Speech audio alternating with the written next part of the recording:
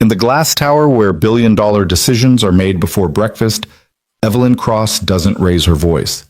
She doesn't have to. One glance from the CEO can end careers, crush dreams, and send grown executives scrambling for cover.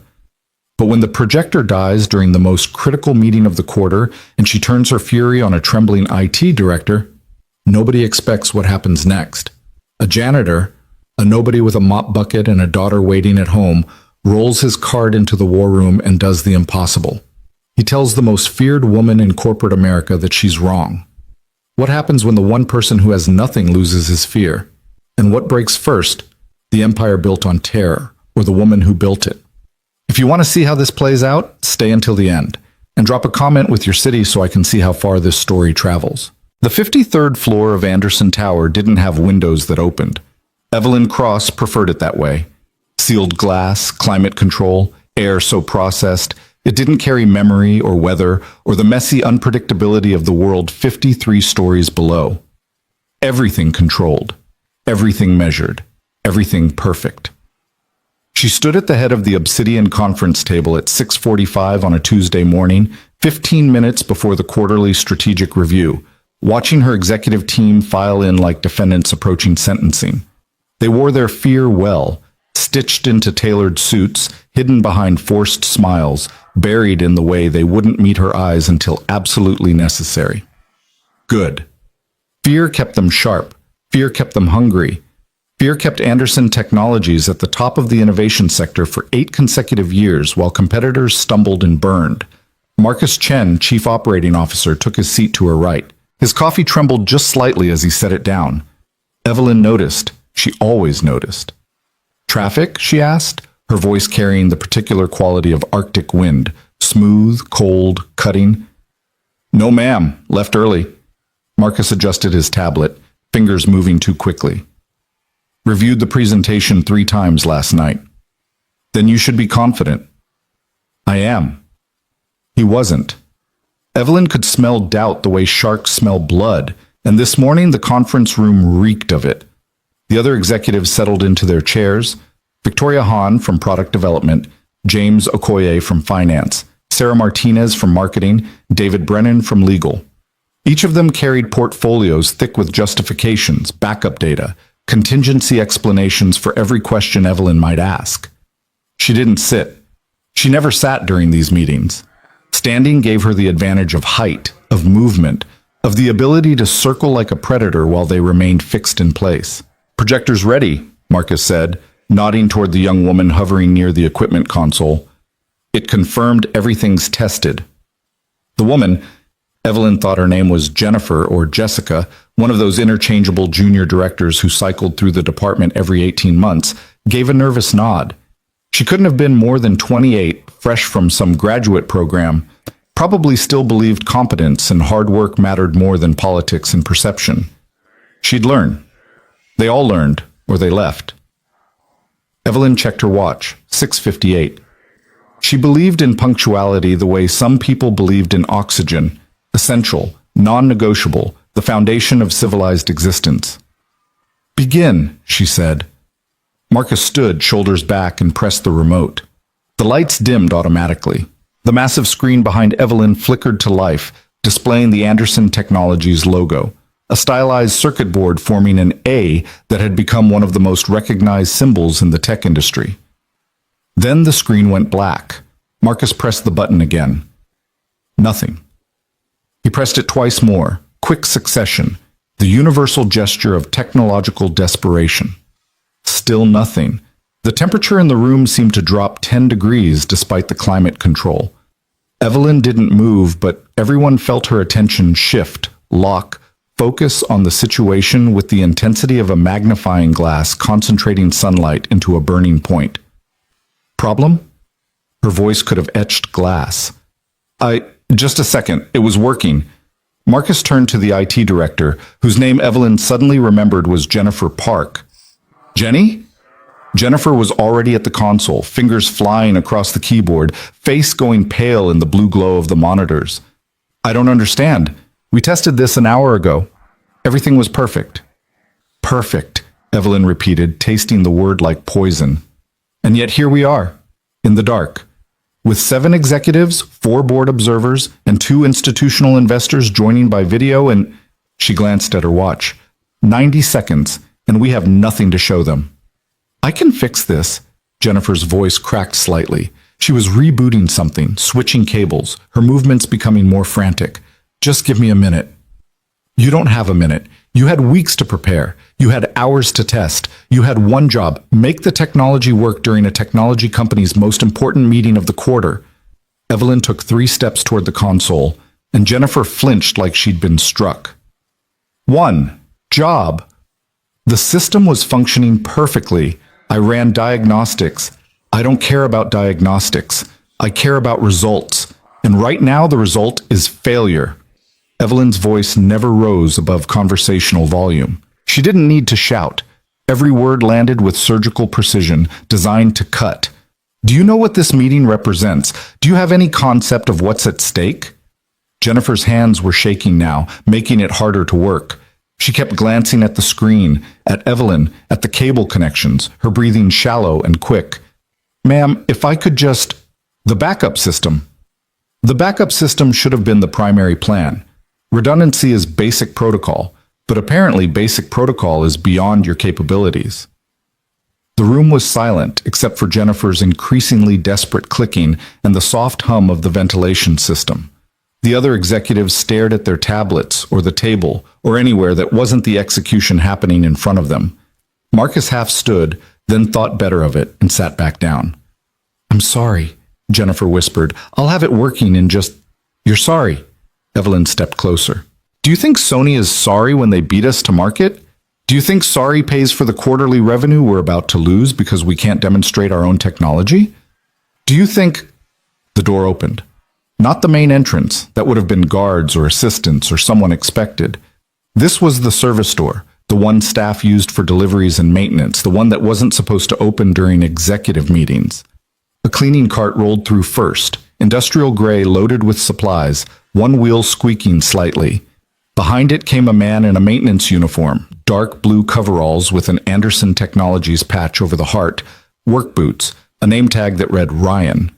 He was maybe 35, 40 at most, with the kind of lean build that came from actual physical work rather than expensive gym memberships. Dark hair starting to gray at the temples. A face that had seen weather and trouble but hadn't gone hard from it. He pushed the cart with the easy confidence of someone who belonged exactly where he was, doing exactly what he was doing. Every eye in the room turned to him.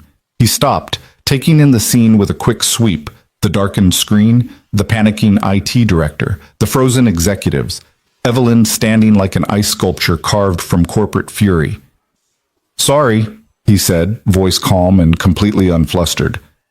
Didn't realize the meeting had started. I'll come back. He started to turn the cart around. Wait. Evelyn's command could have stopped a train. Did facilities not receive the schedule? This floor is off limits during quarterly reviews. Ryan paused, one hand still on the cart handle. He looked at Evelyn directly, not challenging, not afraid, just looking at another human being. Got the schedule. Also got told the coffee station needed service before 7. Can't do both, so I prioritized what I was told. His voice carried a trace of something, not quite an accent, but the rounded vowels of somewhere west of here, somewhere that measured distance in hours, driven rather than subway stops. Then your priorities were wrong. Evelyn dismissed him with a glance, turning back to Jennifer. You have 30 seconds before I cancel this meeting and put a termination memo on.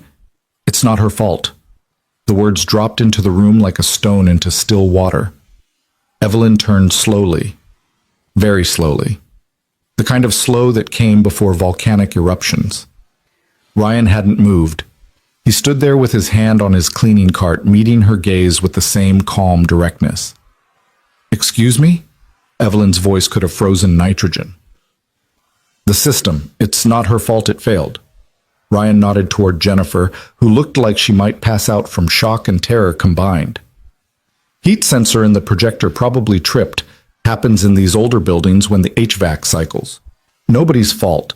Just happens sometimes. The silence that followed was profound. Marcus Chen had gone completely rigid. Victoria Hahn had stopped breathing. James Okoye was staring at Ryan like he'd just announced plans to jump off the building. Evelyn took 3 steps toward the janitor. Her heels clicked on the polished floor with the rhythm of a countdown. You. Each word was its own sentence. Are a maintenance worker. You do not. Interrupt. Executive meetings. You do not. Offer technical opinions on systems you know nothing about. And you certainly do not contradict me. Ryan absorbed this without flinching. Then he did something that nobody in Anderson Tower had done in recent memory. He shrugged. You asked her why the system failed. I told you why. Whether you want to blame her for it anyway, that's your call. But yelling at someone for a mechanical failure doesn't fix the mechanical failure. Just makes people scared to tell you when things break. For 3 full seconds, Evelyn Cross, the woman who had stared down hostile takeover attempts, crushed union organizing efforts, and made Silicon Valley investors weep during negotiations, did not have words. Marcus found his voice first. Ryan, buddy, maybe you should... I asked you a question. Evelyn cut him off without looking away from Ryan. Her voice had gone quiet now, dangerously quiet. Are you an engineer, a technician? Do you have any credentials whatsoever that qualify you to diagnose our systems? No, ma'am. Then what possible reason could you have for believing your opinion matters? Ryan was quiet for a moment, and something shifted in his expression. Not anger, not defiance, but something sadder and older. Because watching you tear into that girl wasn't about fixing the projector. It was about making someone hurt because you're frustrated. And that's not okay, credentials or not. The room had ceased to contain oxygen. Get out. Evelyn's words were barely above a whisper. Get your cart, get off this floor, and report to HR at 9 a.m. to collect your final paycheck. Ryan nodded slowly. Figured as much. He started to turn the cart, then paused. For what it's worth, the reset switch is behind the lower left panel. Hard reboot takes about 90 seconds. Should work fine after that. He left the same way he came in, the squeaky wheel on his cart gradually fading as the door closed behind him. Jennifer, hands trembling so badly she could barely work, found the panel Ryan had mentioned. She hit the switch. The screen flickered, died, then blazed back to life, showing the Anderson Technologies logo in perfect high definition. The crisis was over. The meeting proceeded, and Evelyn Cross delivered the quarterly review with her usual lethal precision, destroying weak projections, accepting strong data, making decisions that would affect thousands of jobs and millions of dollars with the cold efficiency that had built her empire. But something had happened in that room. Something had cracked. And as the meeting ended and the executives filed out like prisoners granted parole, Evelyn stood alone at the head of the table, looking at the service door where a janitor had told her she was wrong. Nobody told Evelyn Cross she was wrong. Nobody interrupted her. Nobody challenged her. Nobody stayed calm when she showed her teeth. She pulled out her phone and typed a message to Helen Vasquez, her head of HR. Termination paperwork for Ryan Cole, maintenance staff. On my desk by end of day. The reply came in seconds. Already drafted. We'll have it ready for signature by 5. Evelyn set the phone down and stood in the empty conference room, surrounded by the empire she'd built through fear and fury and the absolute refusal to accept anything less than perfection from anyone, ever, for any reason. Outside, the city stretched in every direction, millions of people going about their lives, most of them never knowing her name or what happened in towers like this, including one janitor who'd probably already cleaned out his locker and was heading home to what? Evelyn realized she knew nothing about him, didn't know if he had family, ambitions, dreams beyond pushing a cart and emptying trash cans in buildings owned by people who never saw him. Didn't matter, couldn't matter. She'd built this company on discipline and standards. The moment you let someone challenge your authority without consequence, you invited chaos. You opened the door to every mediocre employee who wanted to make excuses instead of results. Ryan Cole had crossed a line. He'd pay the price. That's how the world worked. Evelyn gathered her materials and headed back to her office, her heels clicking that same countdown rhythm on the marble floors. The termination memo arrived at 4:45 p.m. Evelyn was in her office, 72nd floor, corner view, furniture that cost more than most people's cars, reviewing the disaster recovery protocols that Sarah Martinez had presented. They were adequate, barely. She'd marked 17 sections that needed revision and sent it back with a note that somehow made adequate feel like criminal negligence. Her assistant knocked and entered in the same motion. Kevin had been with her for 6 years, which made him a veteran by Anderson Tower standards. He'd learned to move quickly, speak efficiently, and never show surprise at anything she demanded. HR package, he said, setting the folder on her desk. Ryan Cole. Evelyn opened it without ceremony. Single sheet, standard termination language, violation of protocol, effective immediately, severance package calculated according to tenure, 8 months apparently, and standard benefits through the end of the month. Her pen hovered over the signature line. She saw the signature line every week, sometimes multiple times. Anderson Technologies employed 4,000 people across 5 buildings. Turnover was constant. People who couldn't handle the pressure, couldn't meet the standards, couldn't adapt to the culture of excellence that Evelyn demanded. This should have been routine. She set the pen down and opened her computer, pulling up Ryan Cole's personnel file. Age 37. Hired 8 months ago through a contracting agency. Previous employment, Reynolds Manufacturing, machinery operator, 12 years. Gap in employment, 14 months. Current position, custodial services, night shift, building maintenance level 1. Education, high school diploma, some community college, no degree. Emergency contact, Emma Cole, daughter, age 9. Evelyn stopped. Daughter.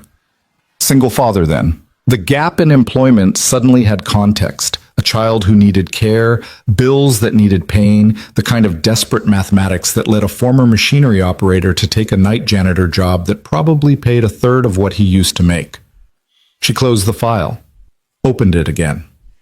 Performance reviews. Reliable, thorough, professional, completes assignments efficiently, no complaints from staff or tenants. No complaints. Until he'd walked into her meeting and told her she was wrong. Evelyn picked up the pen again.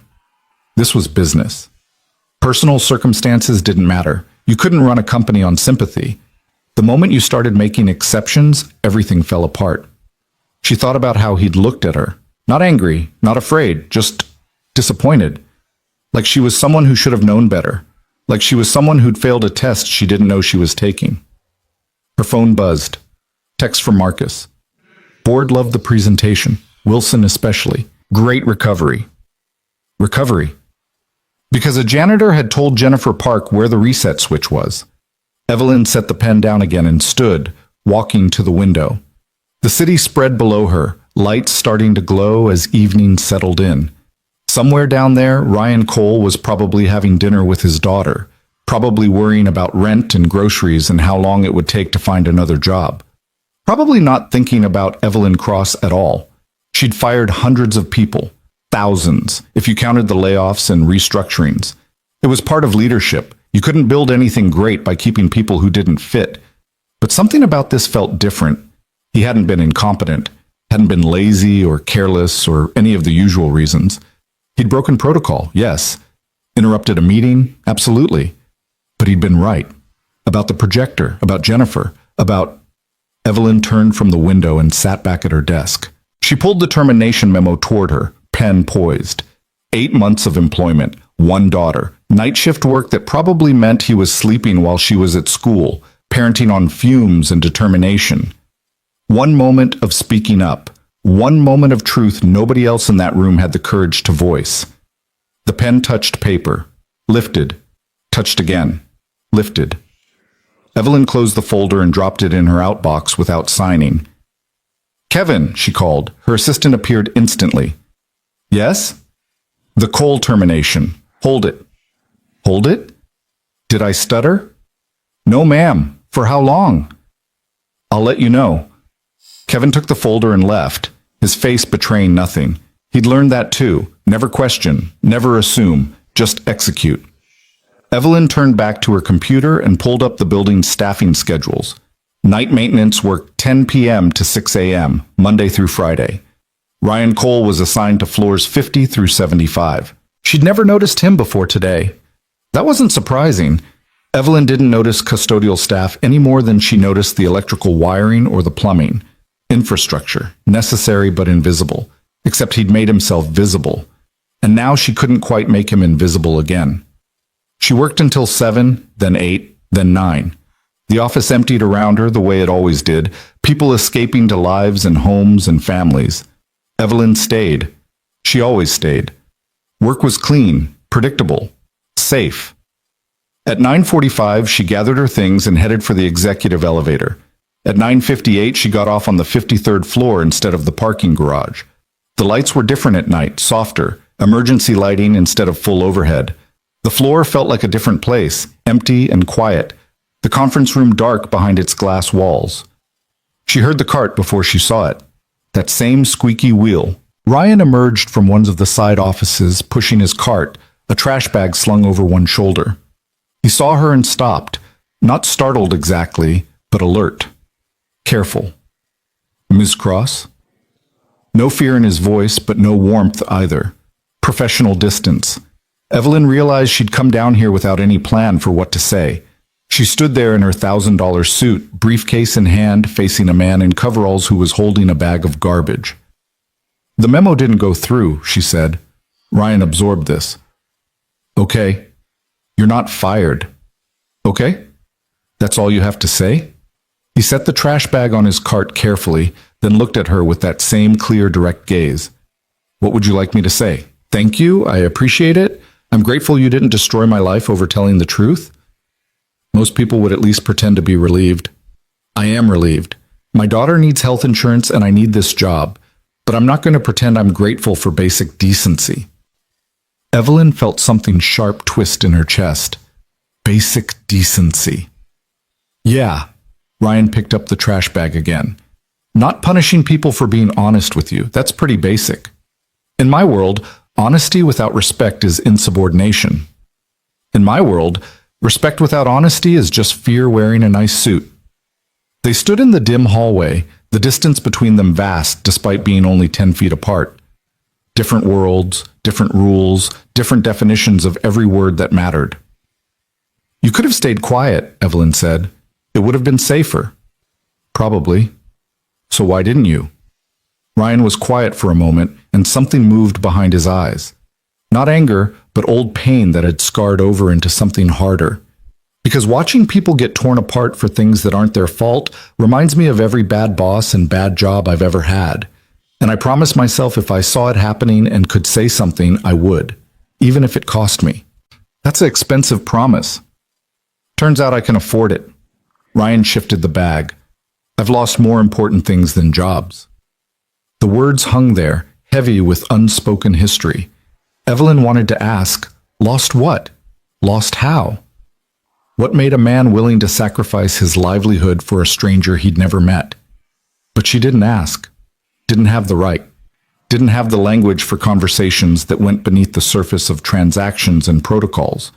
If you pull something like that again, she said instead, I won't hold the memo next time. Understood. Interrupting meetings is grounds for immediate termination. Yes, ma'am. And offering unsolicited technical advice is outside your job description. Noted. Evelyn turned to leave, then stopped. The projector. How did you know about the reset switch? For the first time, Ryan almost smiled. Used to work with industrial machinery. When something stops working and people are panicking, first rule is check if it just needs a hard reboot. Turns out expensive projectors aren't that different from assembly line equipment. You knew the solution the whole time. I knew what to try. Sometimes that's enough. Evelyn nodded slowly.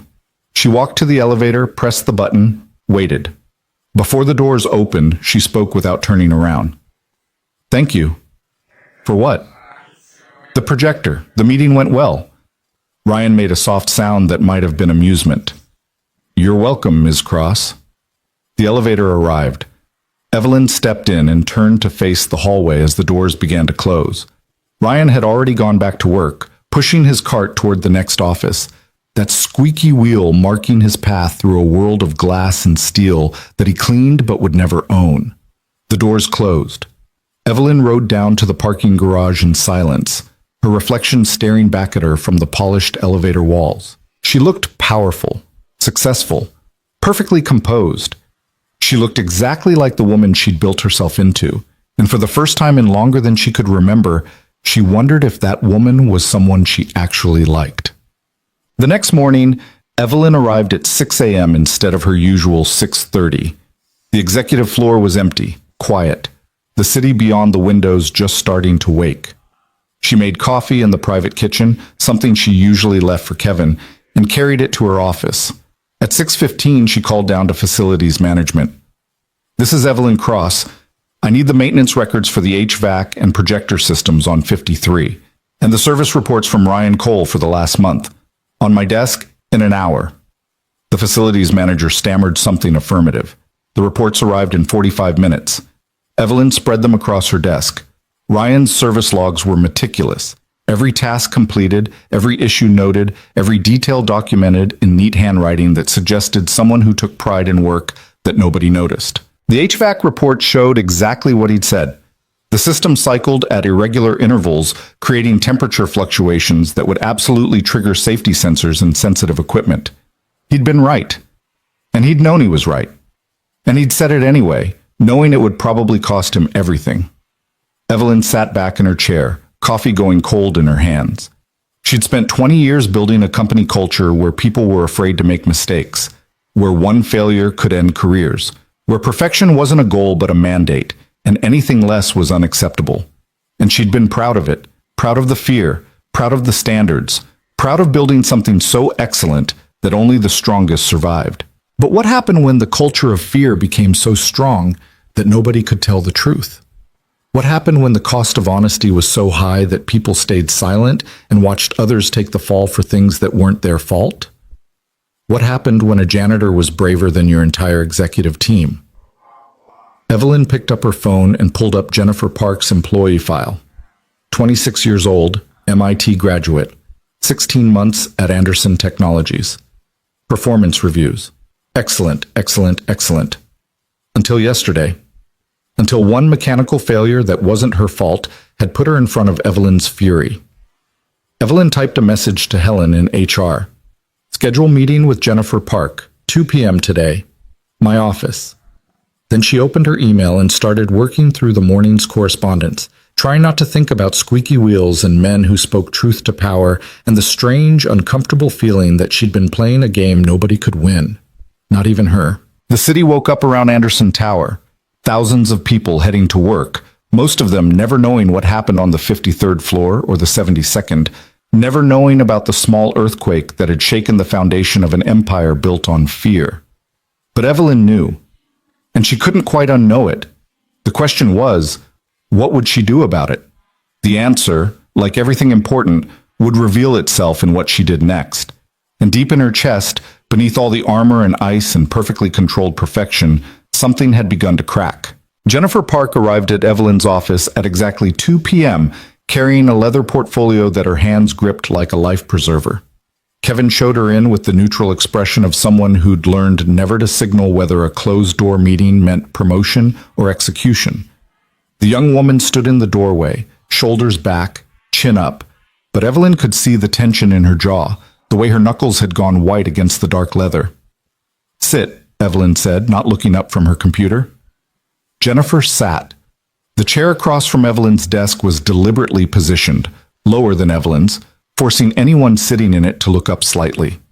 Another small exercise of power. Another way to maintain the hierarchy.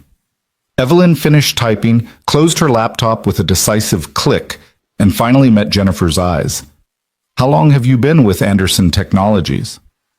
16 months, ma'am. "And before yesterday, how would you rate your performance?" Jennifer's throat worked. "I believe I've met or exceeded expectations in every quarterly review." "You believe?" "I know I have, ma'am. My reviews have been consistently excellent." Evelyn leaned back in her chair. "Then walk me through what happened yesterday morning." A flash of something, confusion, maybe fear, crossed Jennifer's face. "With the projector?" "Yes. I tested the system at 5:30 a.m., ran full diagnostics. Everything was functioning perfectly. Video output, audio sync, network connectivity. I documented everything according to protocol." Jennifer's voice steadied as she moved into technical territory. "The failure was a thermal shutdown triggered by HVAC cycling. The building's climate control system creates temperature fluctuations that can trip safety sensors and sensitive equipment. It's a known issue with the older infrastructure, but it's intermittent and hard to predict. And you didn't flag this as a potential problem? I did, ma'am. 3 months ago. I submitted a facilities request to have the HVAC system evaluated and potentially upgraded. It was marked as low priority. Evelyn pulled up her computer again, searched through the facilities database. There it was. Request number 47823, submitted by J. Park. Status, pending review, priority, low. She'd never seen it, had never been escalated to her level because it was maintenance, infrastructure, the invisible foundation that nobody thought about until it failed. The janitor, Evelyn said. Ryan Cole. Do you know him? Jennifer blinked at the change of subject. Not well. He's night shift. We've exchanged maybe 3 words total. And yet he defended you. I don't understand why. Jennifer's voice went quiet. I've never done anything for him. We're not friends. I'm not even sure he knew my name before yesterday. Evelyn stood and walked to the window, her thinking position, where she could look out at the city and organize the complex equations of business into clean, actionable decisions. I built this company on accountability, she said. No excuses, no exceptions. You fail, you pay the price. That's how we maintain excellence. Behind her, Jennifer said nothing. But accountability without context is just punishment, and punishment without fairness is just cruelty. Evelyn turned to face her. You did your job correctly. You identified a problem and reported it through proper channels. The system failed you, not the other way around. Jennifer's eyes widened slightly. I'm approving your facilities request. Full HVAC evaluation and upgrade for floors 40 through 60. Budget approved through operations. You'll oversee the implementation. Thank you, ma'am. Don't thank me. I should have seen the request months ago. That's my failure, not yours. The words felt strange in Evelyn's mouth. Admission of error, acknowledgement of imperfection. But they were true. And Ryan Cole's voice echoed in her head. Respect without honesty is just fear wearing a nice suit. Jennifer stood, still looking uncertain. Is there anything else? Yes. Evelyn moved back to her desk, pulling up a document. I want you to audit all pending facilities requests across all buildings. Anything that affects system reliability gets escalated to my attention immediately. And I want a report on how many technical failures in the last 2 years could have been prevented with proper maintenance. That's a significant project. It is, which is why you'll need support. Pull whoever you need from IT and facilities. This is priority 1. Jennifer nodded, making notes on her tablet, the fear slowly draining from her posture. I'll have a preliminary assessment by end of week. Good. Evelyn sat down, signaling the meeting was ending. And Jennifer? Yes, ma'am? In the future, if you identify a problem and it doesn't get addressed through normal channels, bring it directly to me. I can't fix what I don't know is broken. Jennifer left, and Evelyn sat alone in her office, staring at the closed door. She'd just done something unprecedented, admitted fault, changed policy, invited lower-level employees to bypass the chain of command. In any normal week, it would have been unthinkable. But this wasn't a normal week, because a janitor had looked at her with disappointment instead of fear, and somehow that had shaken the foundation more than any hostile takeover or market crash ever had. Evelyn started noticing things. It happened gradually, like adjusting to a new prescription, the world coming into focus in ways she hadn't realized were blurred. She noticed that when she walked through the building, conversations stopped. People found urgent reasons to study their phones, examine documents, hurry in opposite directions. The wake of silence that followed her wasn't respect. It was fear. She noticed that in meetings, people agreed with her too quickly. They didn't push back on bad ideas, didn't offer alternatives, didn't risk disagreement, even when disagreement might save the company money or time or disaster. She noticed that the elevator rides were always alone. Nobody wanted to share space with her unless required. 21 floors from executive parking to her office, and in 3 years she'd never had a single casual conversation during that ride. And she noticed Ryan Cole. Not deliberately, not seeking him out. But once you saw someone, really saw them, they stopped being invisible. He worked quietly, efficiently, moving through the building like water, present but unobtrusive, essential but ignored. He emptied trash, cleaned surfaces, restocked supplies, all the invisible labor that kept a building of 4,000 people functioning. And he talked to people. Evelyn saw it one evening when she worked late, passing through the 65th floor at 9 p.m. Ryan was cleaning the break room, and one of the junior analysts, Tom something, worked in market research, was making tea slumped against the counter with the exhausted posture of someone who'd been working 16-hour days. "Rough week?" Ryan asked, wiping down the coffee maker. Tom laughed without humor. "Rough month. Presentation to the board on Friday and my lead analyst just quit. Walked out this morning, no notice, just gone." "That's harsh. You have backup?" "Had backup. Cross reassigned them to the Singapore project 2 weeks ago. So now I'm doing the work of 3 people with half the time I need." Ryan dried his hands on a towel, leaning against the counter. "Can you push the presentation? Ask for an extension?" "You don't ask Evelyn Cross for extensions. You deliver or you're gone." "What if you deliver something incomplete and it's wrong?" Tom shrugged, defeated. "Then I'm gone anyway, but at least I tried." Ryan was quiet for a moment, then, "What if you told her the truth, that you're understaffed and the timeline's impossible? Worst case, same result. Best case, you get the resources you need." "Have you met her? She doesn't accept impossible." "Maybe, but she also doesn't accept failure. And if you're going to fail anyway, might as well fail honestly." Tom looked at Ryan like he'd suggested jumping off the building. "Easy for you to say. You're not the one in the crosshairs." "True enough." Ryan picked up his cart. "But I've been in crosshairs before, and hiding from them never helped. You do what you think is right." He moved on to the next area, leaving Tom standing there with his tea, something shifting in his expression. Not hope exactly, but maybe the recognition that there were different kinds of failure. Evelyn stood in the hallway, invisible in the shadows, having heard every word. She pulled out her phone and checked the board presentation schedule. Tom Hendricks, Market Research, Consumer Behavior Trends in Emerging Markets. Critical data for the Q4 strategy. Then she checked staffing. Ryan was right. 3 people assigned, 2 reassigned, 1 quit. Tom Hendricks was doing impossible work with impossible resources on an impossible timeline. And nobody had told her, because nobody wanted to admit impossible to Evelyn Cross. She sent a message to Marcus. Tom Hendricks' presentation moved to Monday. He gets his team back tomorrow, plus 1 additional analyst. Make it happen. Then she went back to her office and sat in the dark, the city glittering below, and wondered how many other people in this building were drowning while pretending to swim because they were too afraid to ask for help.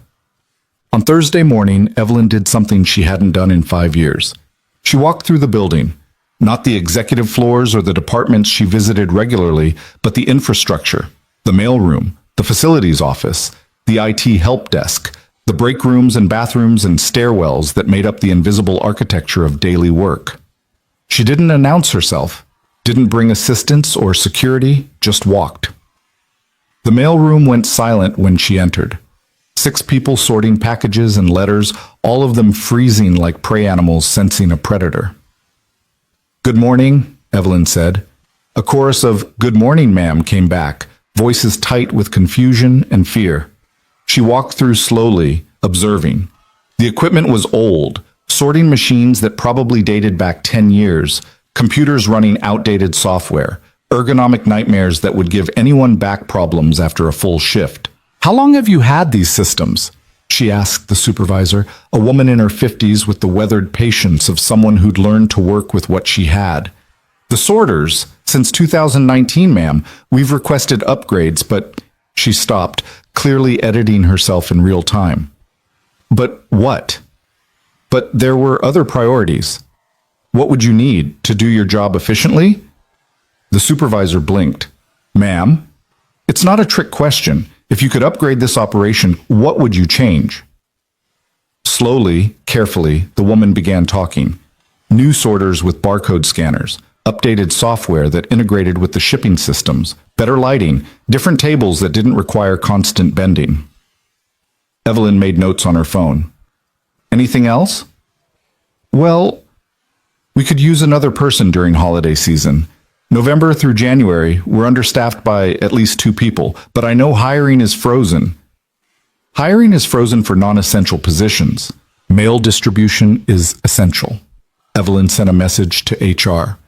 You'll have 2 seasonal hires starting November 1st, and the equipment upgrades will be evaluated by facilities this week.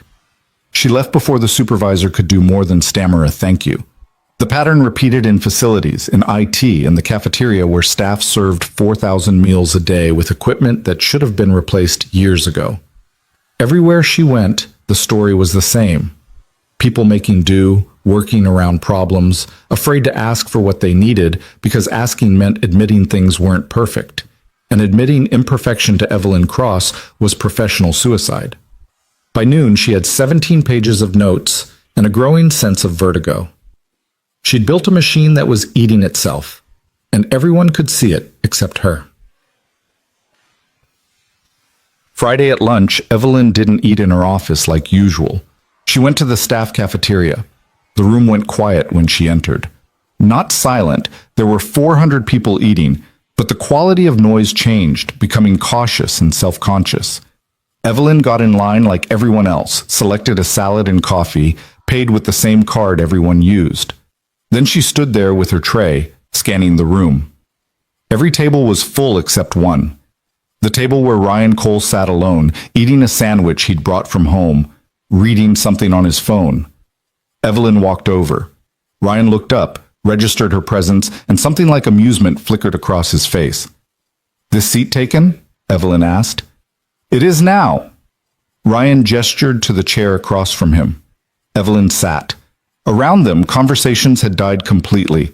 400 people pretending not to watch while absolutely watching. "You're causing a scene," Ryan said mildly, taking a bite of his sandwich. "I'm eating lunch. In the staff cafeteria, at a table with a janitor. People are going to talk." "Let them talk." Ryan studied her for a moment. "What are you doing, Ms. Cross?"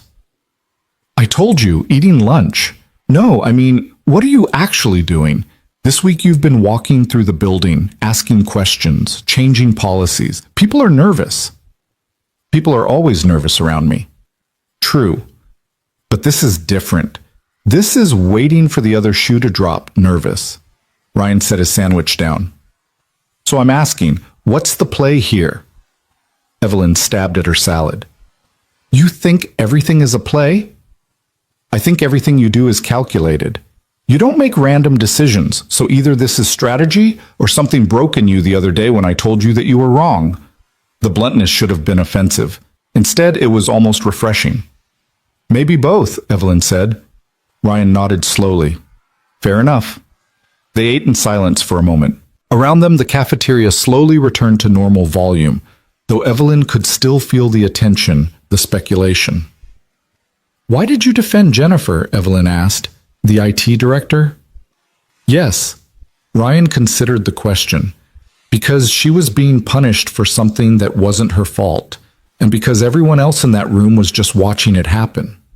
Someone needed to say it. Even if it cost you your job? Even then. That's either very brave or very stupid. Little of both, probably. Ryan took a drink of water. "Look, I've worked a lot of jobs for a lot of people. I've seen good bosses and terrible ones. The terrible ones all had one thing in common. They treated people like they were disposable, like fear was the same thing as respect. And you think I do that? I think you did that. This week, I'm not sure what you're doing." Evelyn set her fork down. "I'm trying to figure out if I built something impressive or something broken." "Can it be both?" She looked at him sharply. "What do you mean?" "I mean, Anderson Technologies is clearly successful, profitable, innovative, all that. But success doesn't mean healthy. You can win every quarter and still be destroying the foundation. Sometimes they're connected." Ryan leaned back in his chair. "I worked at Reynolds Manufacturing for 12 years. Every year we broke production records. Every year profits went up. And every year the floor got more dangerous because they cut safety corners to meet targets. You know how that story ends?" "How?" 3 people died in an equipment failure that wouldn't have happened if anyone had been allowed to say, "Slow down, something's wrong." But nobody did because saying that got you fired. So we just worked faster and faster until people died. Ryan's voice had gone flat, empty of emotion. Companies bankrupt now. Turns out lawsuits and criminal investigations are bad for business. Evelyn felt something cold settle in her stomach. You think we're heading for that? I think you've built a place where people are afraid to tell the truth, where the cost of honesty is too high, and that never ends well. So what would you do if you were me? Ryan laughed, surprised. You're actually asking me? I'm actually asking. He thought about it, really thought, his eyes going distant. I'd start with the small stuff, learn people's names, say thank you when they do good work, ask how they're doing and actually listen to the answer. Create space where it's safe to make mistakes, because mistakes are how people learn. He met her eyes again. And I'd stop using fear as a management tool. Fear makes people obedient. It doesn't make them excellent. Fear keeps them sharp. Fear keeps them paralyzed. Sharp is different. Evelyn's phone buzzed. Marcus. Board meeting in 20. Need you. She stood picking up her tray. Thank you for the conversation. That's it? What else did you expect? Ryan shrugged. I don't know. Maybe an argument? Maybe you telling me I'm wrong. Maybe you firing me after all. Would any of that change what you said? No. Then there's nothing to argue about. Evelyn started to walk away, then paused. Your daughter, Emma. How old is she? Ryan's expression shifted, protective, careful. 9. What does she think you do for a living? She knows I clean buildings. Doesn't bother her. Kids don't care about job titles. But you care. I care that I can pay rent and keep her fed and make sure she doesn't worry about things 9-year-olds shouldn't worry about. The title doesn't matter. Evelyn nodded slowly. You're a good father. I try to be. She walked away, leaving Ryan sitting there with his sandwich and his phone, and 400 people who would spend the rest of the day dissecting every word of the conversation they'd just witnessed. The board meeting was brutal. 3 hours of quarterly results, strategic projections, competitive analysis. Evelyn delivered every answer with her usual precision, defended every decision, presented every metric that proved Anderson Technologies was winning. But she kept thinking about Reynolds Manufacturing, about people who died because speaking up was too dangerous, about the difference between success and health. When the meeting ended and the board members filed out, Wilson Chen, chairman, primary investor, the man who'd backed Evelyn when she was just a brilliant engineer with a crazy idea, lingered. You seem distracted, he said. Evelyn closed her laptop. I'm fine. Evelyn, I've known you 15 years. You're never fine, but you're always focused. Today, you're somewhere else. Wilson sat down across from her, the room suddenly feeling smaller. What's going on? She could deflect, make excuses, maintain the armor. Instead, she heard herself say, Do you think I'm a good leader? Wilson blinked. What kind of question is that? An honest one. He leaned back, studying her with the shrewd intelligence that had made him one of the most successful venture capitalists in the valley. You're an effective leader. You get results. You build profitable companies. You execute strategy flawlessly. That's not what I asked. Wilson sighed. No, it's not. He was quiet for a long moment. You want the truth? You're brilliant and terrifying in equal measure. You've built something extraordinary here. But you've also built a culture where people are afraid of you, and I'm not sure that's sustainable long term. Fear creates discipline. Fear creates compliance. There's a difference. Evelyn felt something crack a little wider in her chest. Why didn't you tell me this before?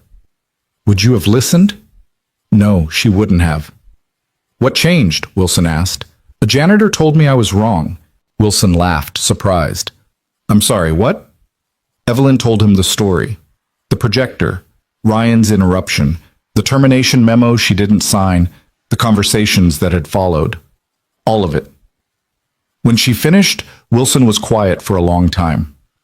You know what I think? He finally said. I think you've been so focused on being perfect that you forgot how to be human, and someone reminded you that there's a difference. Being human doesn't build billion-dollar companies. No. But being human means people will follow you even when things get hard. Being perfect just means they wait for you to fail. Wilson stood, gathering his materials. You're at a crossroads, Evelyn. You can keep being the most feared CEO in the industry, or you can try being the most respected, but you probably can't be both. He left, and Evelyn sat alone in the empty conference room, staring at the table where she'd destroyed countless presentations and careers and egos in the name of excellence. Wilson was right. Ryan was right. Even Jennifer, in her careful technical way, was right. The question was, what was Evelyn going to do about it? Bam. That night, she stayed until 11 p.m., working through the audit Jennifer had completed ahead of schedule. The report was devastating. 47 system failures in the last 2 years that could have been prevented with proper maintenance. 32 employee complaints about equipment or conditions that had been marked low priority and ignored. 19 resignations by high-performing employees who cited toxic culture as the primary reason for leaving. Evelyn sat in her dark office, reading through exit interview after exit interview, seeing the same phrases repeated like a mantra. Afraid to make mistakes. No room for error. Constant pressure and fear. Felt dispensable. She'd built this. Every word, every complaint, every talented person who'd walked away rather than continue working in an environment where perfection was mandatory and humanity was weakness. She'd built a machine that broke people and called it excellence. Her phone rang. Emma Cole, according to the caller ID. No, that was Ryan's emergency contact. Same last name. Evelyn answered without thinking. Hello? Hi. A young voice, uncertain. Is this Miss Cross, the boss lady? This is Evelyn Cross. Who is this? I'm Emma. My dad's Ryan. He's the janitor. A pause. He left his phone in the cafeteria, and the lady there saw your number was the last call, and I need to reach him because I'm at my friend's house, and I need picked up, but I don't know this phone number, and... Slow down, Evelyn said gently. Your father left his phone at work? Yeah, he always does that. Gets distracted cleaning stuff. Emma sounded exasperated in the way only children could about their parents' flaws. Can you tell him Emma needs picked up at 847 Brighton Street, Sarah's house? I can do that. What's your father's cell number? I don't know it. It's programmed in my phone, but my phone died. Evelyn checked the building system. Ryan was currently logged in, working the 58th floor.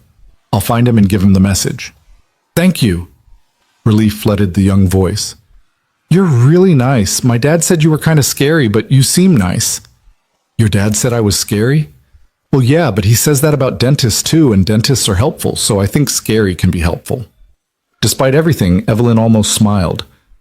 That's a very mature perspective. I'm 9. I'm basically almost grown up. Of course, I'll make sure your father gets the message right away. Thanks, boss lady. The call ended.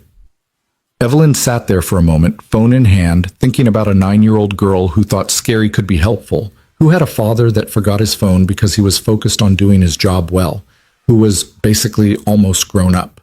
She pulled up the building directory, found Ryan's current location, and did something else she'd never done. She went to find him herself. The 58th floor at 11 p.m. was quiet and dim, emergency lighting casting long shadows.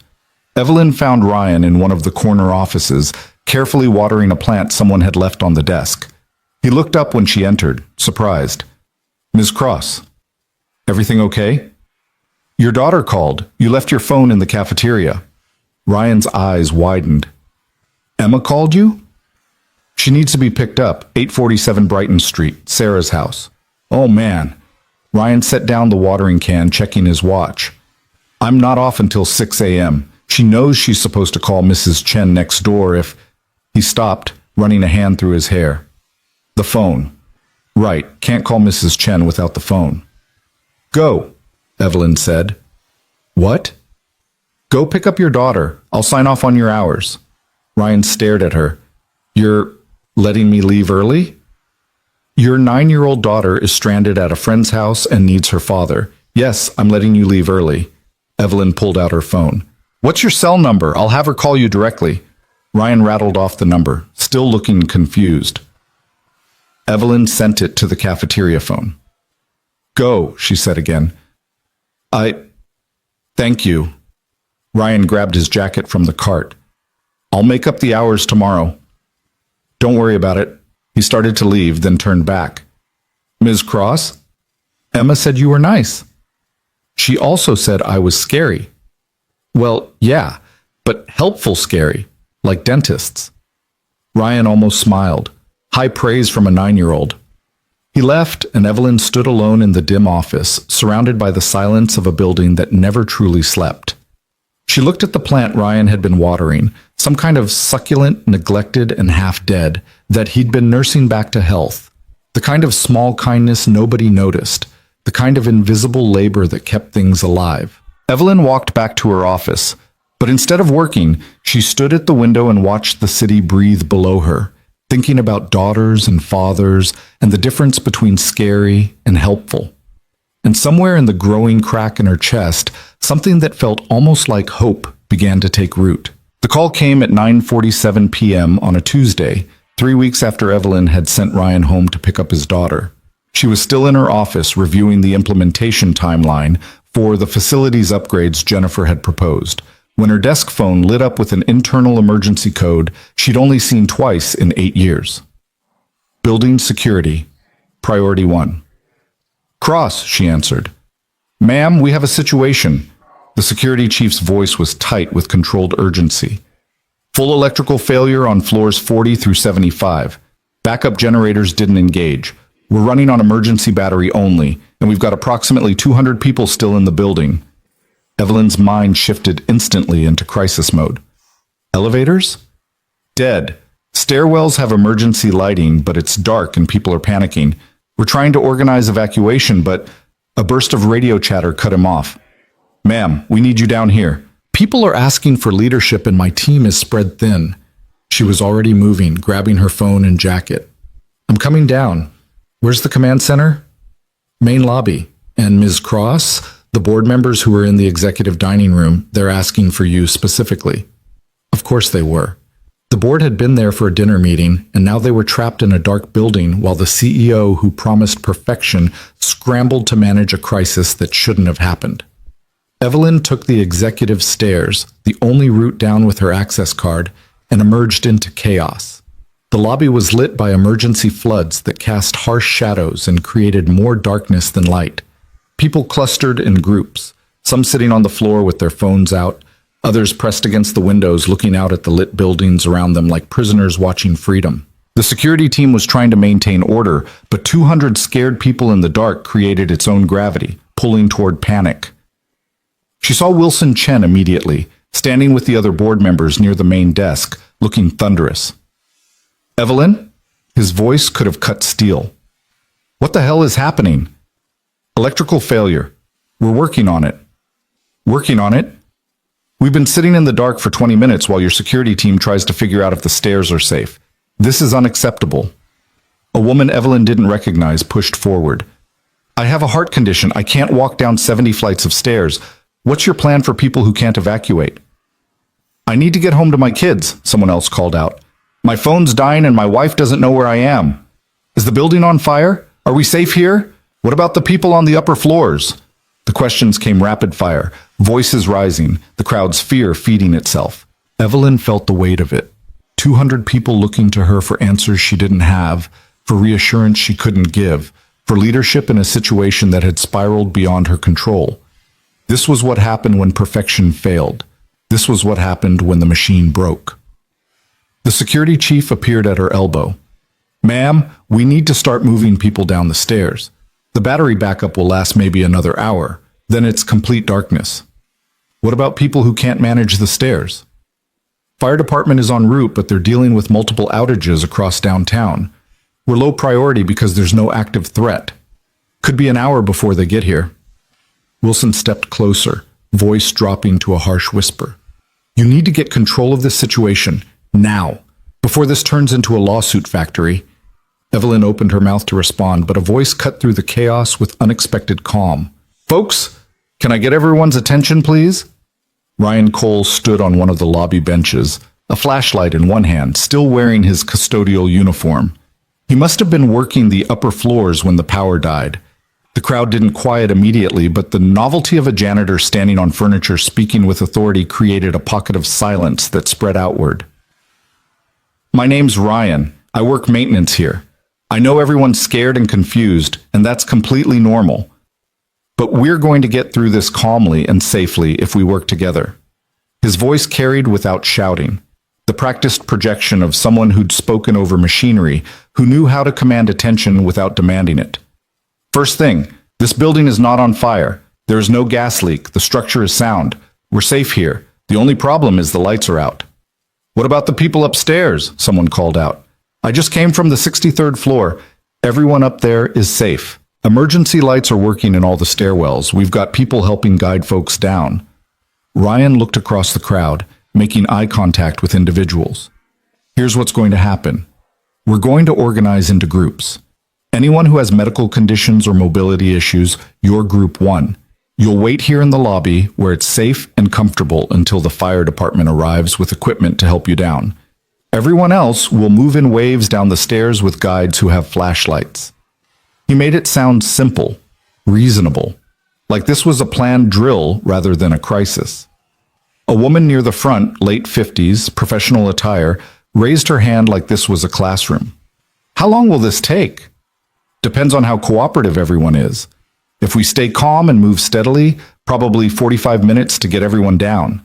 If we panic and rush, probably longer and someone gets hurt. Ryan swept his flashlight across the crowd. Show of hands. Who here has a flashlight on their phone? About half the crowd raised their hands.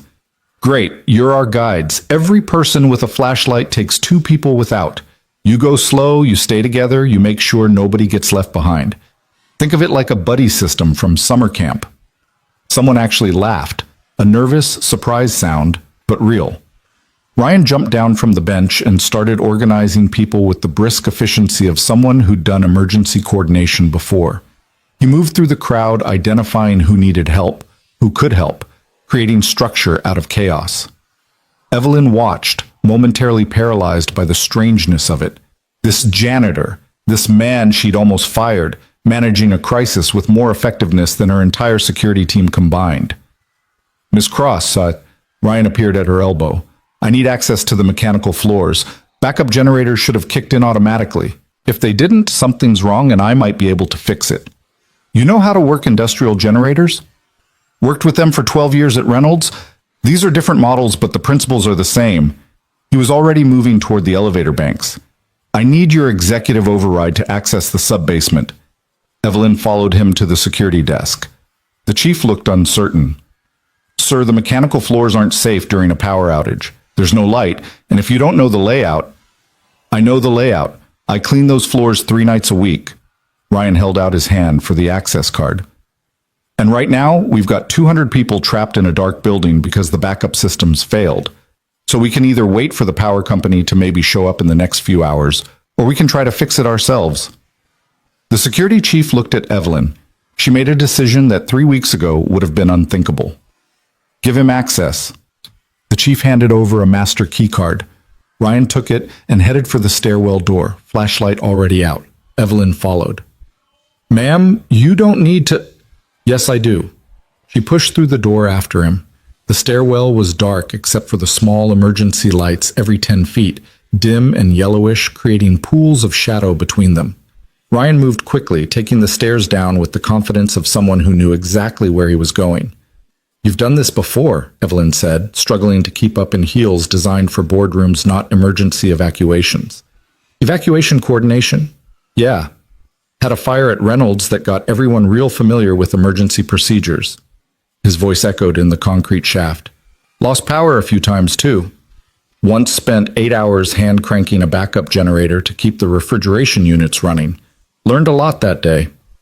They descended 3 flights, the air getting cooler and more industrial. Ryan pushed through a door marked Authorized Personnel Only, and they entered the mechanical sub-basement, a maze of pipes and conduits and massive equipment that kept the building alive. It was completely dark except for their flashlights. Ryan moved through it like he had a map in his head, navigating between equipment that hummed and ticked and breathed.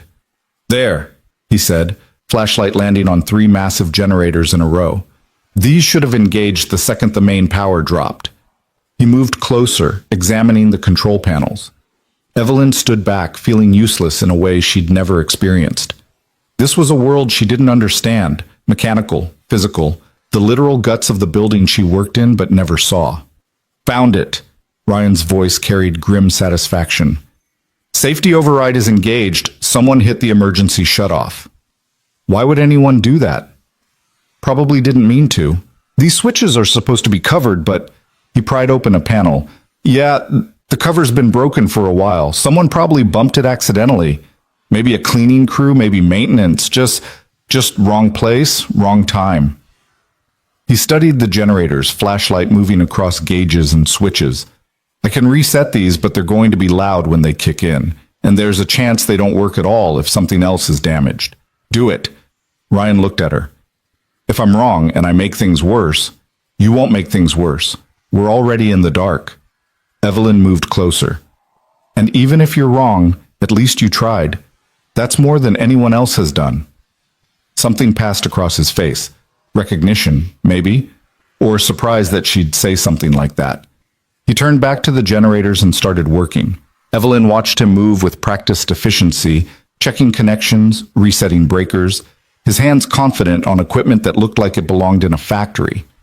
This wasn't custodial work. This was skilled labor, technical knowledge, the kind of expertise that came from years of actual hands-on experience. Why are you working as a janitor? The question came out before she could stop it. Ryan didn't pause in his work. Because it was the first job that would hire me after 14 months unemployed, and because it has health insurance for Emma. But you're clearly overqualified. Overqualified doesn't mean much when you've got a gap in your resume and references from a company that went bankrupt. He tightened something with a wrench he'd pulled from his pocket. Plus, people have this idea that if you did one thing for a long time, that's all you can do. I was a machinery operator, so that's all I could be. The fact that I understood the systems and could fix them when they broke didn't fit the box on the application. That's idiotic. Ryan laughed, short and sharp. Welcome to the job market for regular people, Ms. Cross, where what you can do matters less than what your last title was. Evelyn thought about all the resumes she'd rejected over the years for exactly those reasons. Employment gaps, wrong backgrounds, career changes that didn't follow a clear narrative from undergraduate degree to executive success. How many people like Ryan had she dismissed without a second thought? Almost there, Ryan said, working a series of switches in sequence. When these kick in, it's going to sound like the building's exploding. Don't panic. I don't panic. Everyone panics sometimes, Ms. Cross. They just call it different things. He positioned his hands on two switches simultaneously. Ready? Do it. Ryan threw both switches. For 3 seconds, nothing happened. Then the generators roared to life with a sound like thunder trapped in concrete. The vibration shook the floor, rattled the pipes, made Evelyn's teeth ache. Lights flickered and died, flickered again, then blazed to life. Harsh industrial fluorescence that made them both squint after the darkness. A series of mechanical thuds echoed through the building as systems engaged in sequence. HVAC, elevators, the thousands of electrical components that made a modern building function. Ryan watched the generators, tension in his shoulders, waiting to see if his fix would hold. The noise stabilized. The lights stayed on. The building breathed. We're back, Ryan said quietly. Evelyn pulled out her phone. Signal restored. Messages flooding in. Security confirming power restoration. Wilson Chen demanding an explanation. Marcus asking if she was safe. She ignored all of them and looked at Ryan, who was carefully closing the generator panels, making sure everything was secure before they left.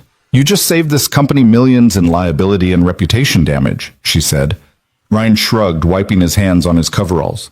Just did what needed doing. Most people wouldn't know how.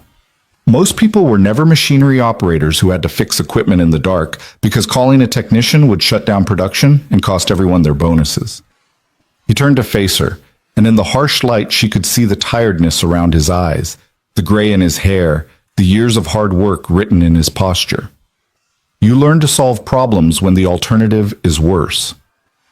They stood in the mechanical room, surrounded by the restored heartbeat of the building, and Evelyn felt something fundamental shift in her understanding of the world.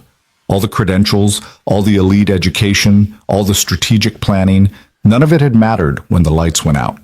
What mattered was a man who knew how to fix things. What mattered was someone who stayed calm when everyone else panicked. What mattered was the invisible knowledge, the uncredentialed expertise, the kind of capability that came from doing real work in the real world where failure had real consequences. "Come on," Ryan said, heading for the stairs. "We should get back up there before people start worrying the generators are going to explode or something." They climbed back to the lobby where the restored lights had transformed fear into relief. People were laughing, some were crying, everyone was talking at once. The security team was organizing the evacuation, now calm and orderly, people heading for the exits in groups, checking on each other. Wilson Chen spotted Evelyn and crossed the lobby with the force of a freight train. "We need to talk, now." "I agree. This is unacceptable. The backup systems should be tested regularly. There should be redundancies. This kind of failure was my fault," Evelyn said. Wilson stopped mid-sentence. "What?" "The generators were maintained according to schedule. The failure was a mechanical accident, someone accidentally hitting an override switch. But the fact that we weren't prepared for this kind of crisis, that's on me. I prioritized other things and assumed the infrastructure would just work." Ryan had disappeared into the crowd, helping people find their belongings, making sure everyone had a way home. Evelyn watched him move through the lobby, invisible again now that the crisis was over. "How did you restore power?" Wilson asked. "I didn't. Ryan Cole did. The janitor." Wilson's expression did something complicated. "The same janitor who told you that you were wrong?" "The same one." "And you trusted him to fix our generators?" "I trusted him because he knew what he was doing, unlike everyone else standing around hoping someone would solve the problem for them." Evelyn met Wilson's eyes. "Including me." The chairman was quiet for a long moment, studying her face. "You're different." "I'm trying to be." "Is it working?" Evelyn thought about the last 3 weeks, the conversations with staff she'd never spoken to before, the equipment upgrades she'd approved, the small changes in how she moved through the building, learning names, saying thank you, creating space for people to be honest instead of just obedient. "I don't know yet," she admitted, "but I know what I was building before wasn't sustainable. And I know that when everything broke tonight, the person who fixed it was someone I almost fired for telling me the truth." Wilson nodded slowly. "You realize the board is going to want answers, reports, explanations for how this happened. I'll give them answers. Real ones, not just excuses." Evelyn pulled out her phone. "And I'm implementing new protocols. Regular infrastructure audits by people who actually understand the systems, not just administrators checking boxes. Investment in redundancy and training, and a culture where people can flag problems before they become disasters. That's going to be expensive. Not as expensive as a lawsuit when someone gets hurt because we cut corners." Evelyn started typing notes. "Or the reputation hit when people find out Anderson Technologies can't even keep its own building powered."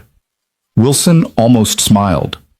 3 weeks ago, you would have found someone to blame and buried this before morning. 3 weeks ago, I thought control meant perfection. Now I think it means being honest about what's broken and fixing it before it breaks you." She looked across the lobby and found Ryan again, now talking to an elderly woman who looked shaken, his voice low and calming, making sure she had someone to walk her to her car. He caught Evelyn's eye for just a moment, nodded once, then went back to helping. Wilson followed her gaze. "You should promote him." "He won't accept it. I already tried." "Why not?" "Because he values stability more than advancement. Because his daughter needs consistency. Because—" Evelyn paused, understanding clicking into place. "Because he's already learned that chasing titles and status can cost you everything that matters. So he chooses differently now." The lobby was nearly empty now, just the last few people gathering their things, the security team doing final sweeps. The crisis was over. The building was safe. And somewhere in the resolution, something in Evelyn had broken and reformed into a different shape. "I need to write a report for the board," Wilson said. "What do you want me to tell them?" Evelyn thought about all the ways she could frame this. The corporate speak, the strategic narrative, the careful positioning that would minimize her exposure and maximize the appearance of control. Then she thought about Ryan saying that respect without honesty was just fear in a nice suit. "Tell them the truth," she said. Tell them our infrastructure failed because we didn't prioritize maintenance. Tell them our emergency protocols weren't adequate because we'd never tested them under real conditions. Tell them the building was saved by a night janitor who knew more about our systems than our entire facilities department. And tell them that's going to change. Wilson raised an eyebrow. You're sure about that approach? No, but I'm tired of pretending everything is perfect when it's not. That doesn't build anything real. It just builds a bigger disaster waiting to happen. The chairman nodded, something like approval in his expression. I'll be in touch tomorrow. We'll have damage control to manage. He left, and Evelyn stood alone in the restored lobby, watching the last few people trickle out into the night. The building hummed around her, lights blazing, elevators running, every system functioning exactly as designed, as if the last hour hadn't happened, as if the darkness had been a dream. But it had happened, and Evelyn had seen what broke when the machine failed. She'd seen what saved them, and it wasn't the systems she'd built, or the culture she'd created, or the perfection she'd demanded. It was a man who knew how to stay calm in the dark, a man who valued competence over credentials, a man who'd already lost enough that fear couldn't control him anymore. Ryan emerged from the stairwell, his cart loaded with supplies, ready to finish his shift like nothing extraordinary had occurred. He saw Evelyn and altered course slightly, approaching with that same steady calm. Everyone's clear, he said. Building's secure. Security team is doing final rounds. Thank you for everything tonight. Ryan shrugged. Just doing what needed doing. It was more than that. You organized 200 panicking people, restored critical infrastructure, and made sure everyone got home safe. That's not just anything. Maybe. He adjusted his cart. But it's also just what you do when things go wrong. You either help or you don't. I chose to help. Why? The question came out raw, honest. Why do you keep helping when you have every reason not to? When this place has given you nothing but because the place isn't the people, Ryan interrupted gently. The company might not care about me, but the person stuck in a dark stairwell who's scared? They're not the company. They're just someone who needs help, and I can't walk past that. Evelyn felt something crack wider in her chest, the foundation of ice she'd built over 20 years, the armor of perfection that had kept her safe and alone and successful and empty. I'm sorry, she said. Ryan tilted his head. For what? For building a place where people are afraid. For creating a culture where someone like you has to be brave just to tell the truth. For, she gestured at the building around them. For not seeing any of this until it broke. It didn't break, Ms. Cross. It just showed you what was already there. Ryan's voice was kind but firm.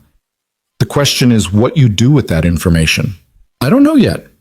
That's fair. Change is hard, especially when you've been successful doing things the old way. He started to push his cart toward the elevators. But I'll tell you what I learned when my whole life fell apart and I had to rebuild from nothing. What's that? Being broken doesn't make you weak. Being afraid to admit you're broken. That's what makes you weak. Ryan looked back at her. You're not weak, Ms. Cross. You're just scared. And scared people make scared choices. But you don't have to keep choosing that way. He left, the squeak of his cartwheels fading as he headed back to work, back to the invisible labor that kept the visible world functioning. Evelyn stood in the empty lobby, surrounded by the restored perfection of her empire, and felt the truth of his words settle into her bones. She was scared. Scared of being vulnerable, scared of being wrong, scared that without the armor of perfection and fear, she'd be nothing. But tonight, in the dark, she'd been nothing. And Ryan Cole had been everything. The choice was clear. She could keep building with fear, or she could try building with truth. The second option terrified her, which, she was starting to understand, meant it was probably the right one. Evelyn walked to the elevator, rode up to her office, and spent the rest of the night writing a different kind of report than she'd ever written before. One that started with 3 words she'd never put in writing to the board. I was wrong. And somehow, in the admission, she felt more powerful than she had in years. The board meeting on Thursday morning had the quality of a tribunal. Evelyn arrived 15 minutes early, unusual for her, as she typically timed her entrances to assert dominance, and found the conference room already occupied. Wilson Chen sat at the head of the table with 4 other board members arranged like judges. The morning light cut through the windows at sharp angles, creating stark divisions between shadow and brightness. Evelyn. Wilson's voice was neutral, giving nothing away. Thank you for coming early. She set down her portfolio, noting the copies of her report already distributed around the table. The document she'd written at 3 a.m., fueled by coffee and the strange clarity that came from finally admitting failure. 12 pages of unvarnished truth about infrastructure neglect, cultural toxicity, and systematic blindness to problems that everyone could see except her. Margaret Torres, the board member who'd made her fortune in manufacturing before pivoting to venture capital, tapped the report with one manicured finger. This is quite the confession. It's an accurate assessment, Evelyn said, sitting down without waiting for invitation. It's a liability nightmare, Robert Kim countered. He was corporate law, made his career defending companies against exactly the kind of admissions Evelyn had just committed to writing. You've documented every failure point in our infrastructure and culture. If anyone sues, we just handed them the evidence. If anyone sues, they'd find the evidence anyway. At least this way we're ahead of it. That's not how corporate defense works. I'm not interested in defense. Evelyn met his eyes directly. I'm interested in fixing what's broken. And you can't fix problems you won't admit exist. Margaret leaned forward. Walk us through Tuesday night. What actually happened? Evelyn did, giving them the unfiltered version. The panic, her own helplessness, Ryan's intervention, the generators. She didn't minimize her failure or inflate the heroics, just the facts, clean and stark. When she finished, the room was quiet. David Okonkwo, who'd been silent until now, spoke with his characteristic precision. So our building was saved by a janitor you almost fired 3 weeks ago for insubordination. Yes. And you're telling us this because? Because it's the truth. And because it illustrates exactly what I've been building here. A culture so toxic that the most competent person in the building during a crisis was someone we pay minimum wage to empty trash cans. Robert shook his head. You're being melodramatic. One incident doesn't... It's not one incident. Evelyn pulled out her tablet, bringing up the data Jennifer had compiled. In the last 2 years, we've had 47 preventable system failures. We've lost 19 high-performing employees who cited culture as their reason for leaving. Our internal employee satisfaction scores are in the 32nd percentile industry-wide. Our turnover rate is double the sector average. And when I walk through this building, people are afraid of me. You're the CEO, Margaret said. People are supposed to respect you. There's a difference between respect and fear. I've been confusing the two for 8 years. Wilson had been watching her carefully throughout the exchange, his expression unreadable. What are you proposing? Evelyn took a breath. This was the moment, the point where she either committed to change or retreated back into the comfortable armor of perfection. Complete cultural overhaul, starting with me. She pulled up a new document on the screen. New protocols for how we handle mistakes, investigation instead of immediate punishment. Open reporting systems where staff can flag problems without fear of retaliation. Regular town halls where I answer questions from anyone in the company, not just executives. Investment in infrastructure maintenance as a core priority, not an afterthought. And mandatory training for all leadership on creating psychologically safe work environments. That's expensive, David said. Not as expensive as losing our best talent to competitors. Or the next lawsuit. Or the reputation damage when the story gets out that our own janitor knows more about our systems than our executives. Robert's jaw tightened. That story doesn't need to get out. I'm not suggesting we advertise it, but I'm also not going to pretend it didn't happen. Evelyn looked around the table. You all know my track record. I've built this company into a billion-dollar enterprise through discipline and standards. And I still believe in those things. But I've also built something else. A culture where people are too afraid to tell me when something's wrong, and that almost destroyed us Tuesday night. Margaret studied the proposal on her tablet. These changes will take months to implement, maybe years to see results. Yes. The short-term impact on productivity could be significant if people interpret this as permission to slack off. That's a risk, but the current system isn't sustainable. We're hemorrhaging talent and one crisis away from disaster at any given moment. Wilson spoke quietly. You realize this is a complete reversal of everything you've built here. Not everything, just the parts that were breaking us. Evelyn set down her tablet. Look, I can give you the strategic justification. Better retention saves recruitment costs, higher employee satisfaction correlates with innovation, all the research that supports this approach. But the truth is simpler than that. What I built wasn't working, and I was too proud to admit it until a janitor had the courage to tell me I was wrong. The silence that followed felt like standing on a cliff edge. Then Wilson said, I want quarterly metrics on every initiative. Employee satisfaction scores, retention rates, incident reports, everything. And if this doesn't show measurable improvement in 6 months, we revisit. Agreed. Margaret nodded slowly. I'll support this. But Evelyn, if you're going to change the culture, you need to actually change. Not just implement new policies and then revert to old behaviors when things get stressful. I know. Do you? Because transformation isn't a memo. It's daily choice to do things differently, even when the old ways feel safer.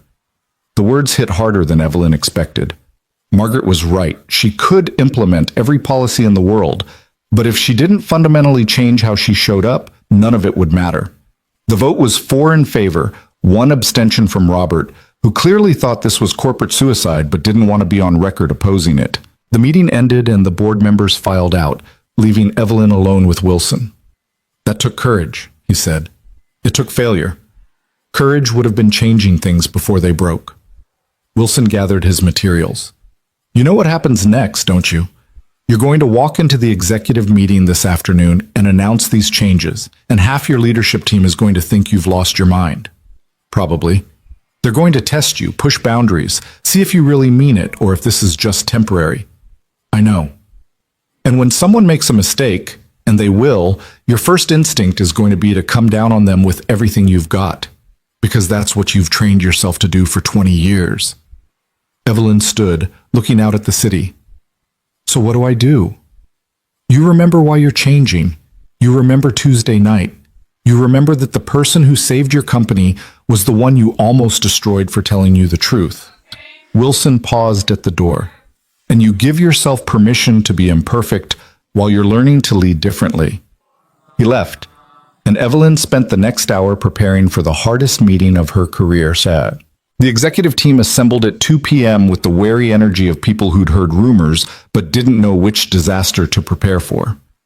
Marcus Chen arrived first, as always, followed by Victoria, James, Sarah, David, and the other department heads who made up the leadership layer of Anderson Technologies. They took their usual seats, arranged in the hierarchy they'd learned through years of careful observation. Evelyn stood at the head of the table, feeling the weight of what she was about to do. Thank you all for coming, she began, and even those 4 words felt different, thanking people instead of simply expecting their presence. I want to talk about Tuesday night. The room tensed. As you all know, we had a complete power failure that trapped approximately 200 people in the building. The backup generators failed to engage. Our emergency protocols proved inadequate, and in the crisis I was effectively useless. Marcus blinked. Victoria's pen stopped mid-note. Sarah actually looked up from her phone. No one had ever heard Evelyn Cross say she was useless at anything. The building was saved by Ryan Cole, a night custodian who knew more about our infrastructure than anyone in facilities management. He organized the evacuation, kept people calm, and manually restored the generators. He did this not because it was his job, but because he saw people who needed help, and he knew how to provide it. Evelyn pulled up a document on the screen, the same one she'd shown the board. This is a comprehensive assessment of our cultural and operational failures. I'm going to walk you through it, and then I'm going to tell you how we're going to fix it. And I need you to understand something before we start. She paused, making eye contact with each person. This is not a suggestion. This is not open for debate. This is what we're doing. The only question is whether you're willing to be part of it. She spent the next 40 minutes detailing everything: the infrastructure neglect, the toxic culture, the fear-based management that had driven away talent and created an environment where problems festered in silence. The executives listened with expressions ranging from shock to discomfort, to carefully concealed satisfaction that someone was finally saying what they'd all been thinking. When Evelyn finished, Marcus was the first to speak. With respect, ma'am, some of these changes seem drastic. We've been successful with our current approach. Why fix what isn't broken?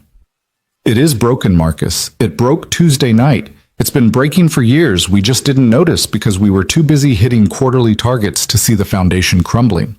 Victoria raised her hand tentatively, a gesture so incongruous in an executive meeting that it almost made Evelyn smile. Yes, Victoria? These new reporting systems, where anyone can flag problems without retaliation. How do we prevent that from becoming a complaint factory?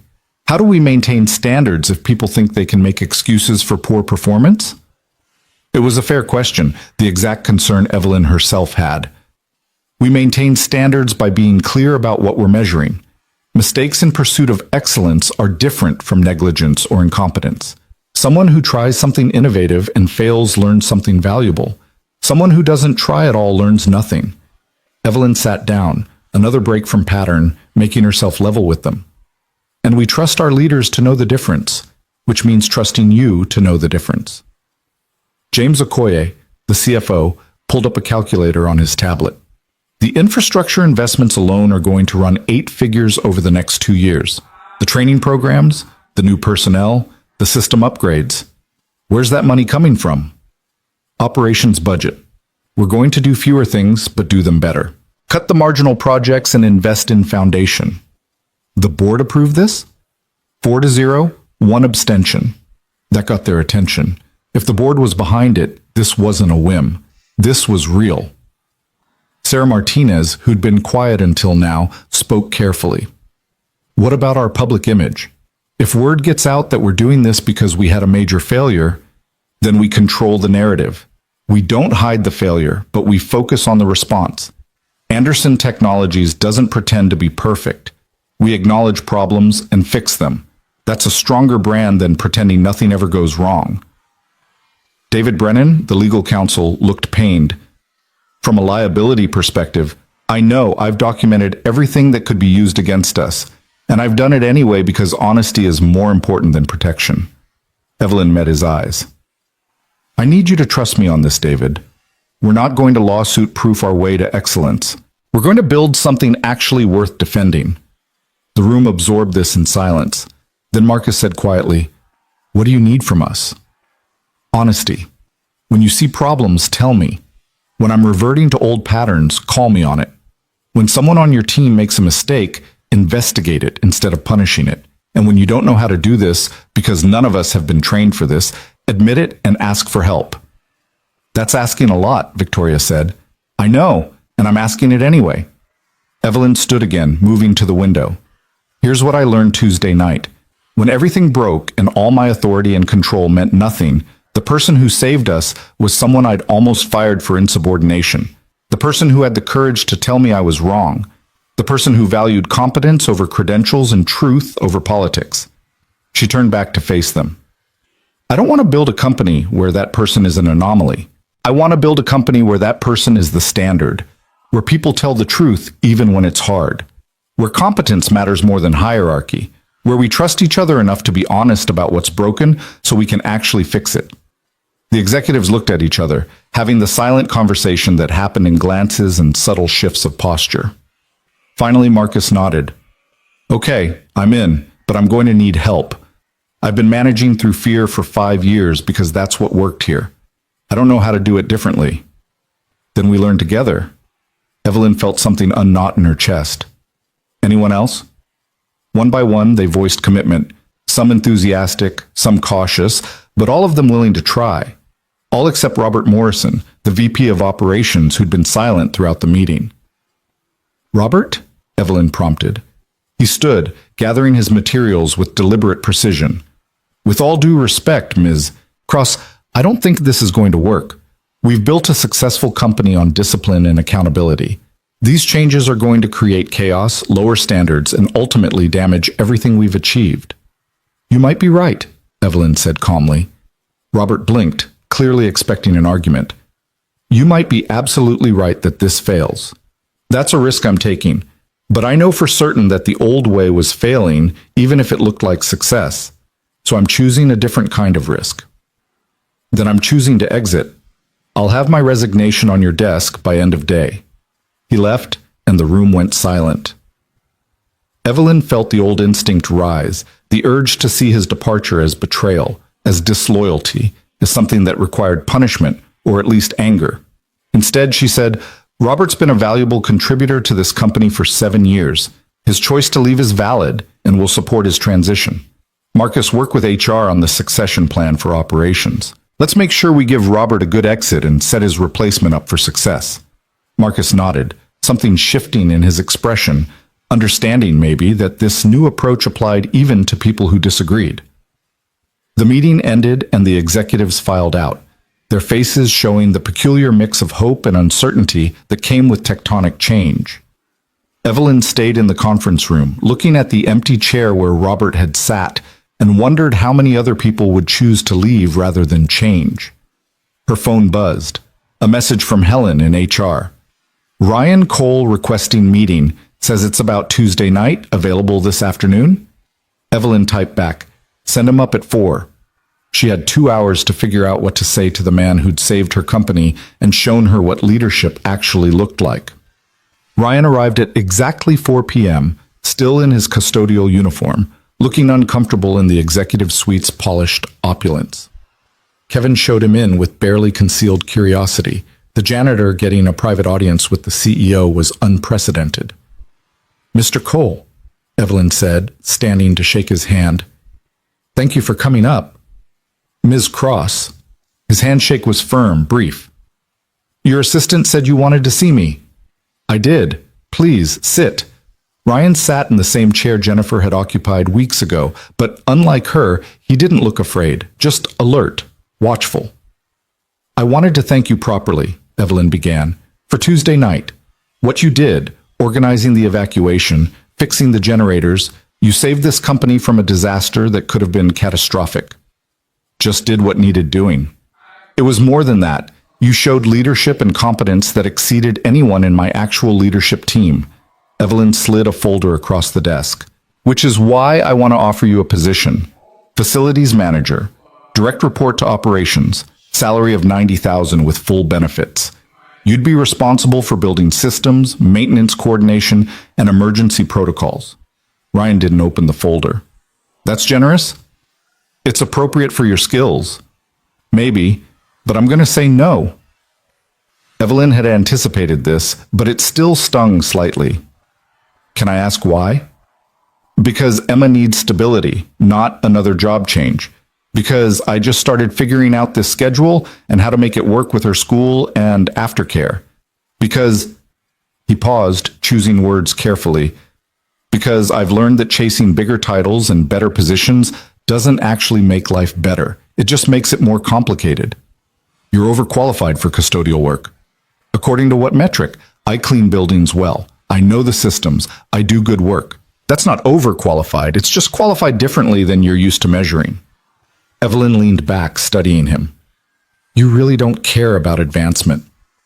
"I care about my daughter being safe and happy. I care about being able to pay rent and buy groceries without stress. I care about doing work that matters, even if nobody notices." Ryan finally looked at the folder. "That job you're offering, it matters. But it's also 60-hour weeks and weekend emergencies and the kind of pressure that would mean less time with Emma. And I already gave up too much time with people I love for jobs that didn't care about me. I'm not doing that again." The words settled between them with the weight of hard-earned wisdom. "What happened?" Evelyn asked quietly. "You mentioned losing more important things than jobs. What did you lose?" Ryan was silent for a long moment, and pain moved behind his eyes. Old but not healed, the kind that changed the architecture of a person. "My wife. Cancer. 2 years ago." His voice went flat, emotionless in the way of people reciting facts too painful to feel. 16 months from diagnosis to death. And in that time, I learned real fast what mattered and what didn't. Turns out most of what I thought was important, career, status, proving myself, none of it mattered when she was dying. What mattered was time. Being present. Not missing moments because I was chasing some idea of success. Evelyn felt her throat tighten. "I'm sorry." "Me too. But it taught me something valuable. Ryan met her eyes. It taught me that you can't get time back. Once it's gone, it's gone. So I choose very carefully how I spend it now. And spending it climbing corporate ladders for people who see me as replaceable? That's not how I want to use the time I have left. The office felt very quiet, insulated from the city noise by thick glass and expensive architecture. Your daughter is lucky to have you, Evelyn said. I'm lucky to have her. She's the reason I keep going. The reason I took this job even though it pays a fraction of what I used to make. The reason I show up every night and do good work even when nobody's watching. Ryan stood.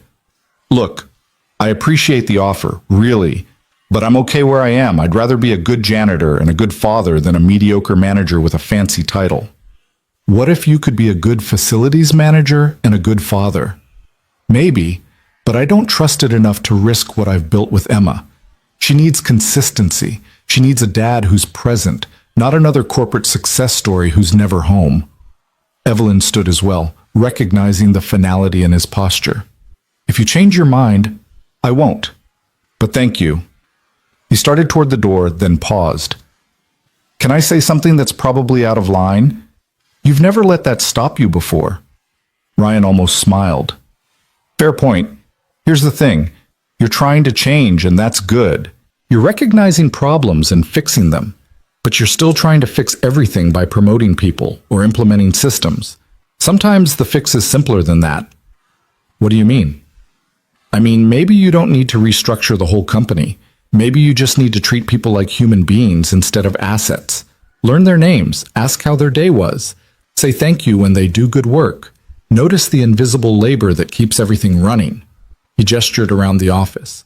All this, the policies, the protocols, the transformation plan, it's good. But it's also complicated, and sometimes the most powerful thing a leader can do is something very simple. Like what? Like seeing people. Really seeing them. Not as functions or problems or opportunities, but as actual people with lives and families and struggles you know nothing about. Ryan opened the door. Do that, and the rest will follow. Don't do that, and all the policies in the world won't matter. He left, and Evelyn stood in her office surrounded by the trappings of success. The awards, the expensive furniture, the view that cost extra millions in construction just to secure, and felt the truth of his words settle into her bones. She'd been trying to fix the company. What she needed to fix was herself. That evening, instead of working late, Evelyn did something unprecedented. She went home at 6 p.m. Her apartment was a penthouse in the financial district. Minimalist, expensive, sterile. She'd bought it 5 years ago for the address and the investment value. She'd never bothered to make it feel like home because she was never there long enough for it to matter. She poured a glass of wine and stood at the window, watching the city transition from day to night. Her phone rang. Her mother calling from Connecticut. Evelyn almost didn't answer. Their relationship was complicated, built on mutual disappointment and biannual obligatory conversations. But something made her pick up. Evelyn, I wasn't sure you'd answer. Hi, Mom. I wanted to check in. I saw the news about the power outage at your building. Are you all right? Evelyn felt surprise bloom in her chest. Her mother never followed industry news, never paid attention to the details of Evelyn's work. I'm fine. It was handled. The article said employees were trapped. That must have been frightening. It was educational.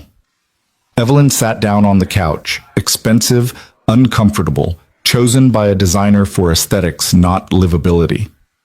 Mom, can I ask you something? Of course. When I was growing up, you always pushed me to be perfect. Straight A's, top of the class, never make mistakes. Why? Her mother was quiet for a moment. Because I wanted you to have opportunities I never had. I wanted you to be strong enough that nothing could hurt you. But it did hurt me. It made me afraid of failure, afraid of being vulnerable, afraid of being anything less than perfect. I know. Her mother's voice cracked slightly. I realized that too late. By the time I understood what I'd done, you were already so armored I couldn't reach you anymore. Evelyn felt tears prick her eyes, unexpected, unwelcome. I built a whole company based on those fears, and it almost destroyed me. But it didn't. You're still here, still fighting. Her mother paused. You know what I've learned in my 72 years? Perfection is a prison. And the key to getting out is admitting you don't have all the answers. They talked for another 20 minutes, really talked, maybe for the first time in decades, about fear and failure and the ways they'd both mistaken armor for strength. When Evelyn hung up, she felt lighter somehow, cracked open, but in a way that let air in instead of keeping everything locked down. She spent the rest of the evening doing something she hadn't done in years. She thought about what she actually wanted her life to look like. Not her career, not her company, not her legacy, her life. And for the first time since she'd built Anderson Technologies from nothing into an empire, Evelyn Cross allowed herself to imagine what it would feel like to be something other than perfect. To be honest, to be vulnerable, to be human. It was terrifying. It was also, somehow, the first real breath she'd taken in 20 years. The next morning, Evelyn arrived at the office at 7:30 instead of 6. Not because she was slacking, but because she'd stopped at a coffee shop on the way and actually sat down to drink her coffee instead of gulping it in the car. Small change, radical in its implications. Kevin looked surprised when she walked in, but said nothing. He'd learned over the years to adapt to Evelyn's rhythms without question. "Clear my schedule from 11 to 1, she told him. "You have the strategic planning review at 11:30. "Reschedule it. I'm doing something else." Kevin made a note, his face carefully neutral. "May I ask what?" "I'm having lunch in the cafeteria, and I'm going to keep having lunch there every day until people stop being surprised to see me." A flicker of something, approval, maybe, crossed Kevin's face before he resumed his professional mask. "I'll make sure you're not disturbed." "Actually, I want to be disturbed. That's the point." Evelyn spent the morning working through the transformation plan, breaking it into actionable phases. Infrastructure audit by end of month. Leadership training starting next week. Town hall scheduled for Friday, where she'd announce the changes company-wide and, more importantly, take questions. Real questions, not the sanitized, pre-screened versions she usually entertained. At 11 a.m., she got an email from Jennifer Park with the subject line, "You should see this." The attachment was a spreadsheet tracking employee sentiment on the internal anonymous feedback system. Normally, those results were compiled quarterly and filtered through HR before reaching executive level. Jennifer had apparently given Evelyn direct access. The data was brutal and beautiful in equal measure. People were talking, really talking, about the power outage, about Ryan, about the rumors of major changes coming. The sentiment was cautiously hopeful, tinged with skepticism that anyone in leadership could really change. One comment stood out. "I'll believe it when Cross actually shows up like a regular person instead of a corporate ghost who only appears to fire people." Fair enough, Evelyn thought. At 11:15, she headed down to the cafeteria. The lunch rush was just beginning, the room filling with people from all departments and levels.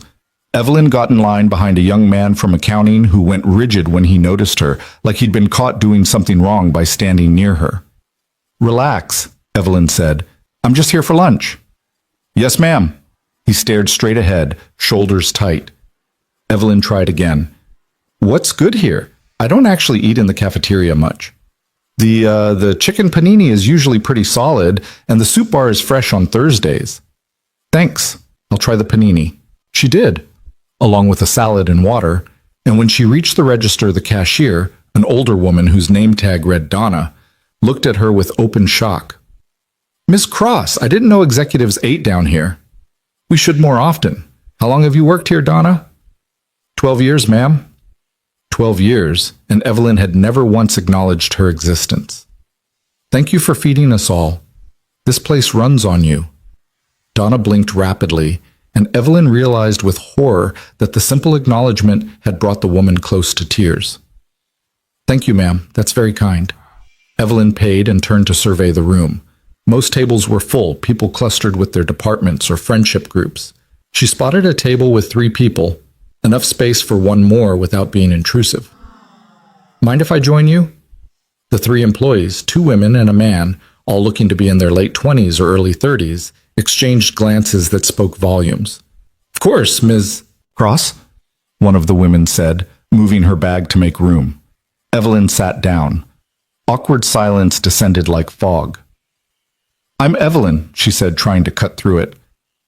I know I should probably know all of your names, but I don't. I'm sorry about that. Sarah Chen, product marketing, the woman who'd moved her bag. Jamal Washington, software engineering. Lisa Nguyen, UX design. Nice to meet you all. Actually meet you, I mean. Evelyn took a bite of her panini. This is good. Thanks for the recommendation, she said to the accounting guy at the next table, who looked startled to be addressed. Another silence, less awkward, but still uncertain. Lisa broke it. Is it true? The rumors about the changes? What rumors? That you're completely overhauling how the company operates. That you admitted we have a toxic culture. That someone from facilities saved the building during the blackout. Evelyn set down her sandwich. Yes to all of those. Except it was a custodian, not facilities. Ryan Cole. And yes, I did admit our culture has problems. Because it does. Sarah leaned forward slightly. What kind of changes are we talking about? The kind where you can make mistakes without getting fired. The kind where if you see a problem, you can report it without fear of retaliation. The kind where we value competence and honesty over politics and perfection. Evelyn met each of their eyes. The kind where I eat lunch in the cafeteria and learn people's names because I should have been doing that all along. Jamal studied her with open skepticism. No offense, Ms. Cross, but I've been here 3 years. I've watched people get destroyed for minor mistakes. My friend got fired for missing a deadline by 2 days because his kid was in the hospital. What makes this different from just good PR? The challenge was direct, almost confrontational. The old Evelyn would have crushed it, made an example, reminded him who held the power. The new Evelyn, or the version she was trying to become, took a breath and answered honestly. Nothing makes it different except whether I actually follow through. And you have every right to be skeptical because I've given you 3 years of reasons not to trust me. She pushed her plate aside. Your friend who got fired, what was his name? Marcus. Marcus Chen. No relation to Sarah. And his kid was in the hospital? Yeah, emergency appendectomy. Marcus tried to get coverage for his project but couldn't find anyone qualified on short notice. Asked for an extension, got denied, missed the deadline trying to do everything from the hospital, got terminated. Evelyn felt sick. Who denied the extension? I don't know. It went up the chain and came back as a no. She pulled out her phone and sent a message to HR. Need employee file for Marcus Chen, terminated approximately 3 years ago, on my desk in 1 hour. Then she looked at Jamal. I can't undo that decision, but I can make sure it doesn't happen again. And if Marcus wants to reapply, I'll personally review his application. He works at Google now, Jamal said quietly, making 40% more than he did here, with better work-life balance. He's not coming back. Then we lost good talent because we valued deadlines over humanity. That's on me. And it's exactly the kind of thing I'm trying to change. Lisa spoke up, her voice tentative. What if people take advantage? What if everyone starts claiming emergencies to avoid deadlines? Then we deal with those cases individually, with investigation instead of blanket policy. But I'd rather err on the side of trusting people than assuming everyone's lying. Evelyn picked up her water. Look, I don't have all the answers. I'm figuring this out as I go. But I know the old way was broken, and I know that change starts with me being willing to admit I was wrong. They talked for another 20 minutes about projects, frustrations, the things that worked and the things that didn't. Evelyn mostly listened, taking mental notes, seeing her company through the eyes of people who lived in it daily rather than observing from 72 floors up. When lunch ended and they dispersed back to their departments, Evelyn sat alone for a moment, watching the cafeteria's rhythm. The invisible labor of people like Donna, the casual conversations that built relationships, the human ecosystem that existed entirely beneath her previous notice. Her phone buzzed. Wilson Chen. Quarterly investor call tomorrow. They'll ask about the power outage and the transformation plan. Are you ready? Evelyn typed back. As ready as I'll ever be for telling investors we're prioritizing culture over short-term profits. You're either very brave or very crazy. Probably both. She spent the afternoon in meetings, but instead of dominating them with pronouncements and demands, she asked questions. What's blocking you? What resources do you need? What would you do if you had complete authority to solve this problem? The responses were halting at first, people uncertain if this was a trap. But slowly, they began to speak, to offer ideas, to admit challenges without the usual defensive armor. By 5 p.m., Evelyn's head was spinning with information she'd never had access to before, not because it was hidden, but because she'd never created space for people to share it. She was gathering her things when Kevin appeared in the doorway. Ms. Cross, there's someone here to see you. She doesn't have an appointment, but she says it's important. Who? Emma Cole, Ryan's daughter. Evelyn's eyebrows rose. Send her in. A 9-year-old girl entered the office with the determined stride of someone on a mission. She wore a school uniform and carried a backpack almost as big as she was. Her face was serious, much too serious for a child. Ms. Cross? I'm Emma, Ryan's daughter. We talked on the phone. I remember, the boss lady. Evelyn gestured to a chair. What brings you here, Emma? Emma climbed into the chair, feet dangling above the floor. I need to talk to you about my dad. Is he okay? He's fine, but he's being stubborn, and I need your help to fix it. Despite everything, Evelyn almost smiled. What do you need me to fix? You offered him a better job, right? With more money? I did. And he said no because he thinks I need him to keep his schedule the same. That's what he told me. Emma's face scrunched up with frustration. That's so stupid. I mean, I love my dad and I'm glad he wants to spend time with me, but he's really smart and really good at fixing things, and he should be doing more than cleaning floors. Emma. No, listen. I know why he said no. It's because of my mom. When she was sick, he worked all the time trying to pay medical bills, and he feels guilty about it. So now he's trying to make up for it by being around all the time. But I don't need him all the time. I need him to be happy, and he's not happy cleaning toilets when he could be doing important stuff. The insight from a 9-year-old was staggering. What makes you think he's not happy? Because I see his face when he comes home and his back hurts from mopping.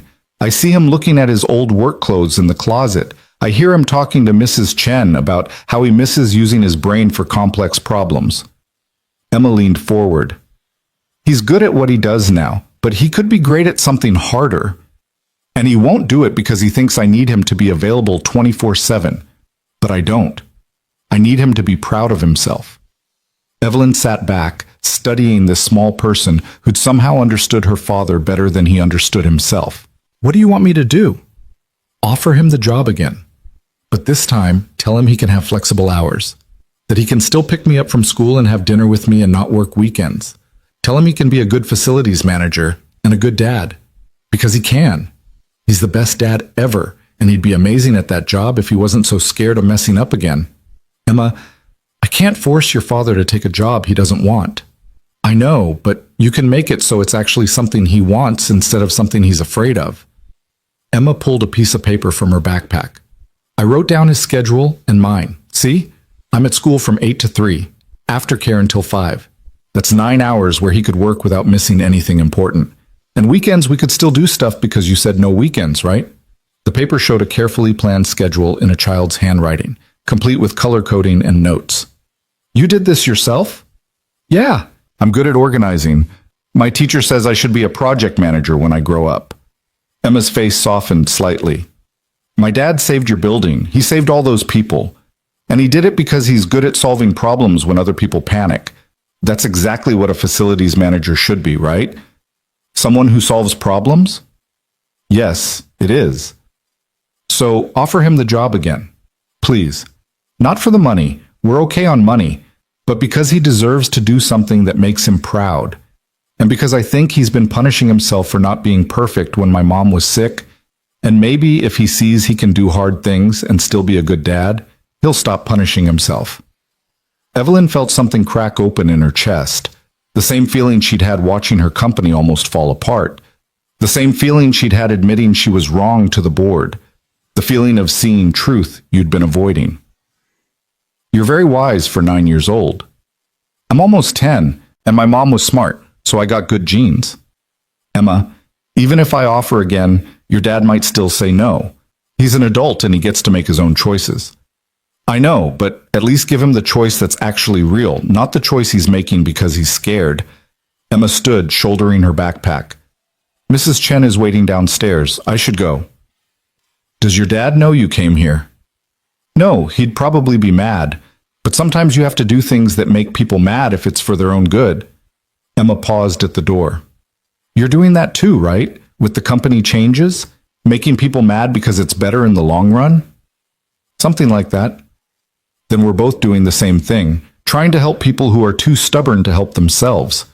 She left, and Evelyn sat in her office feeling like she'd just been outsmarted by a fourth grader. But Emma was right. About Ryan. About fear disguised as practicality.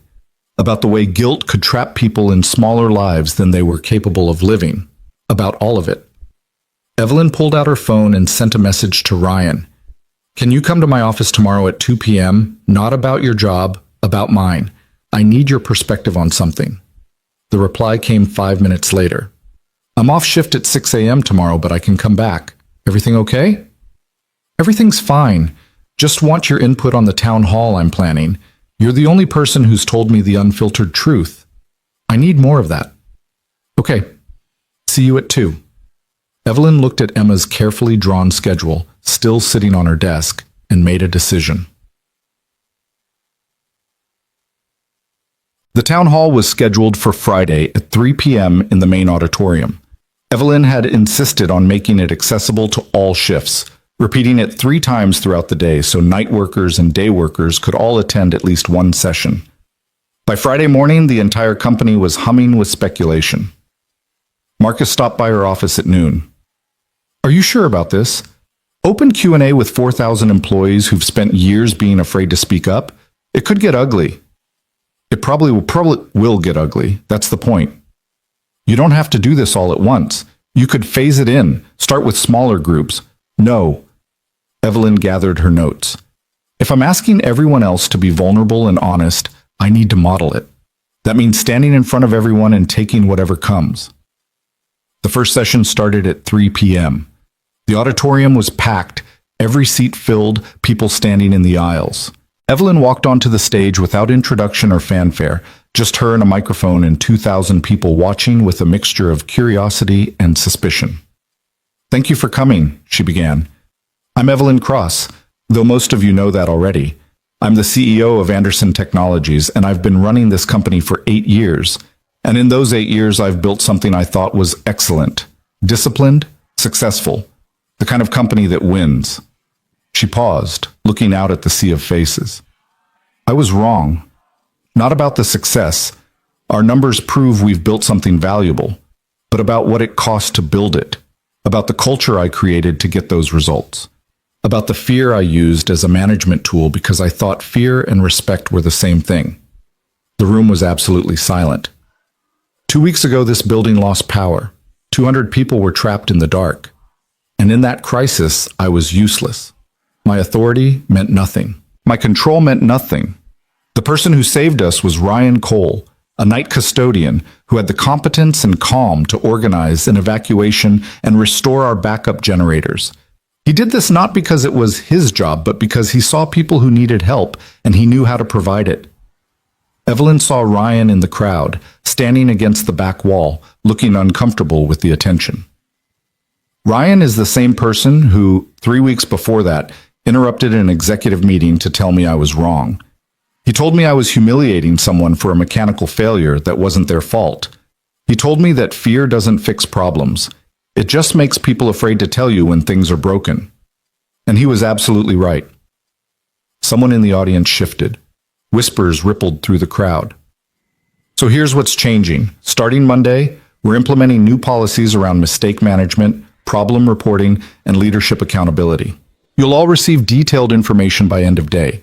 But the policies aren't the real change. The real change is me. Evelyn took a breath. I'm committing to being a different kind of leader. The kind who admits when she's wrong, the kind who values honesty over obedience, the kind who sees you as human beings with lives and families and struggles, not just as resources to be optimized, and I'm asking you to hold me accountable to that. If you see me reverting to old patterns, call me on it. If you see problems I'm not addressing, tell me. If you have ideas that could make this company better, share them. She paused again, looking across the audience.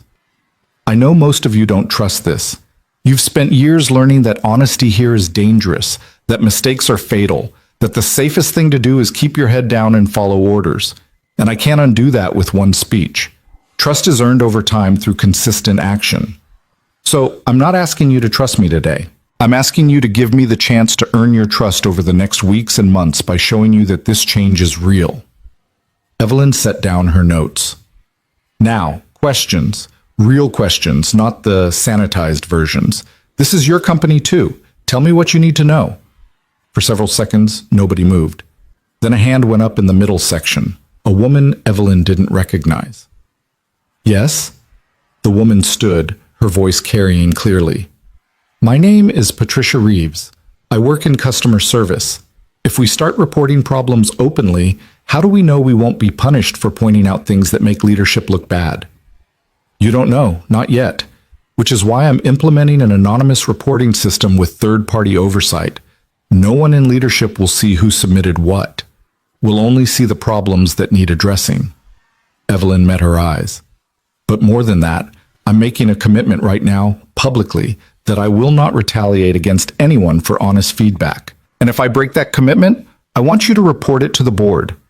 Wilson Chen has agreed to personally investigate any claims of retaliation. Another hand. A young man near the front. I'm David Park, IT support. What about the people who've already been fired for minor mistakes? Are you going to bring them back? I can't unfire people, but I can reach out to former employees and invite them to reapply if they're interested.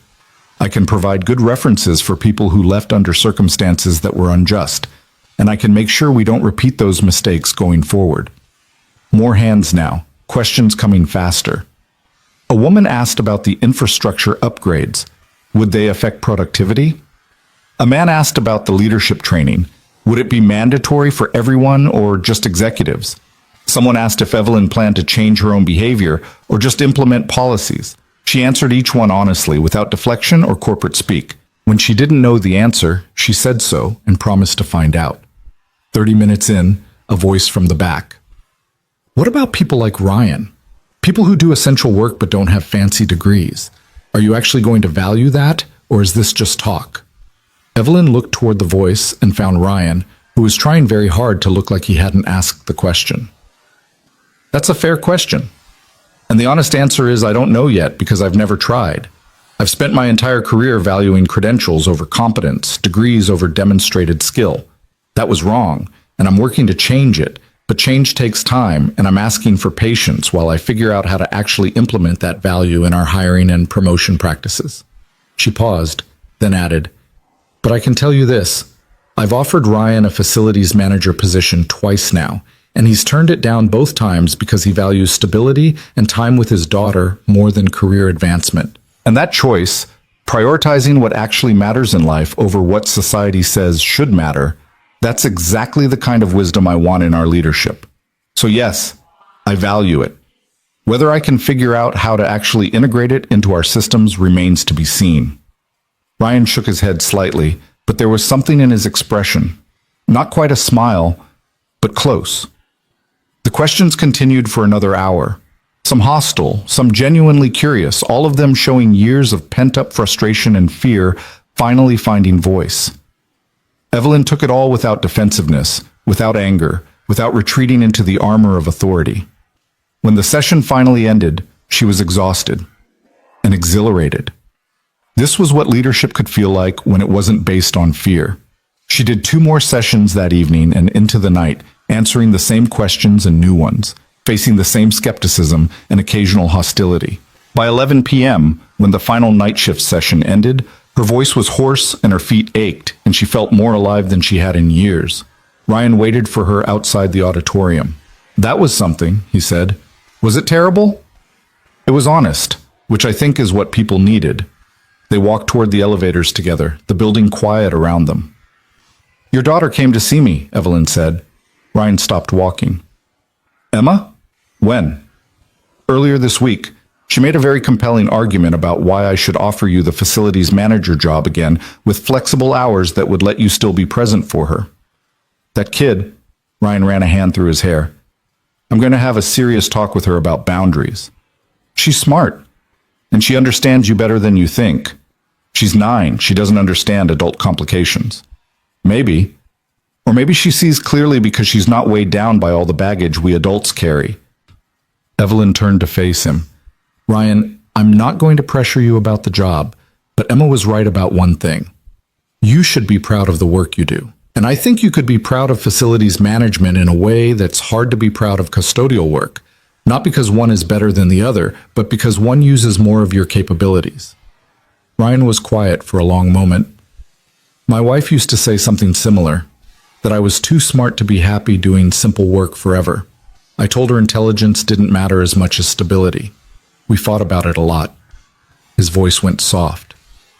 Turns out, we wasted a lot of time fighting about things that didn't matter. And now I can't get that time back. So don't waste more time doing something that doesn't challenge you because you think that's what Emma needs. Ask her what she actually needs. I know what she needs. Consistency, stability, a father who's present. She needs those things. She also needs a father who's fulfilled, who shows her that you can do hard things and still maintain balance, who models that work can be meaningful without consuming your life. Evelyn pressed the elevator button. But again, this is your choice. I'm just asking you to make sure it's actually your choice, not guilt disguised as practicality. The elevator arrived. They rode up in silence. Ryan to continue his shift, Evelyn to grab her things before finally going home. At the 53rd floor, before the doors closed, Ryan spoke. What would the hours actually be? Whatever we agree on, core hours 9 to 5, flexibility around Emma's schedule, no weekends except genuine emergencies. You'd have a team, so you wouldn't be the only person responsible for every crisis.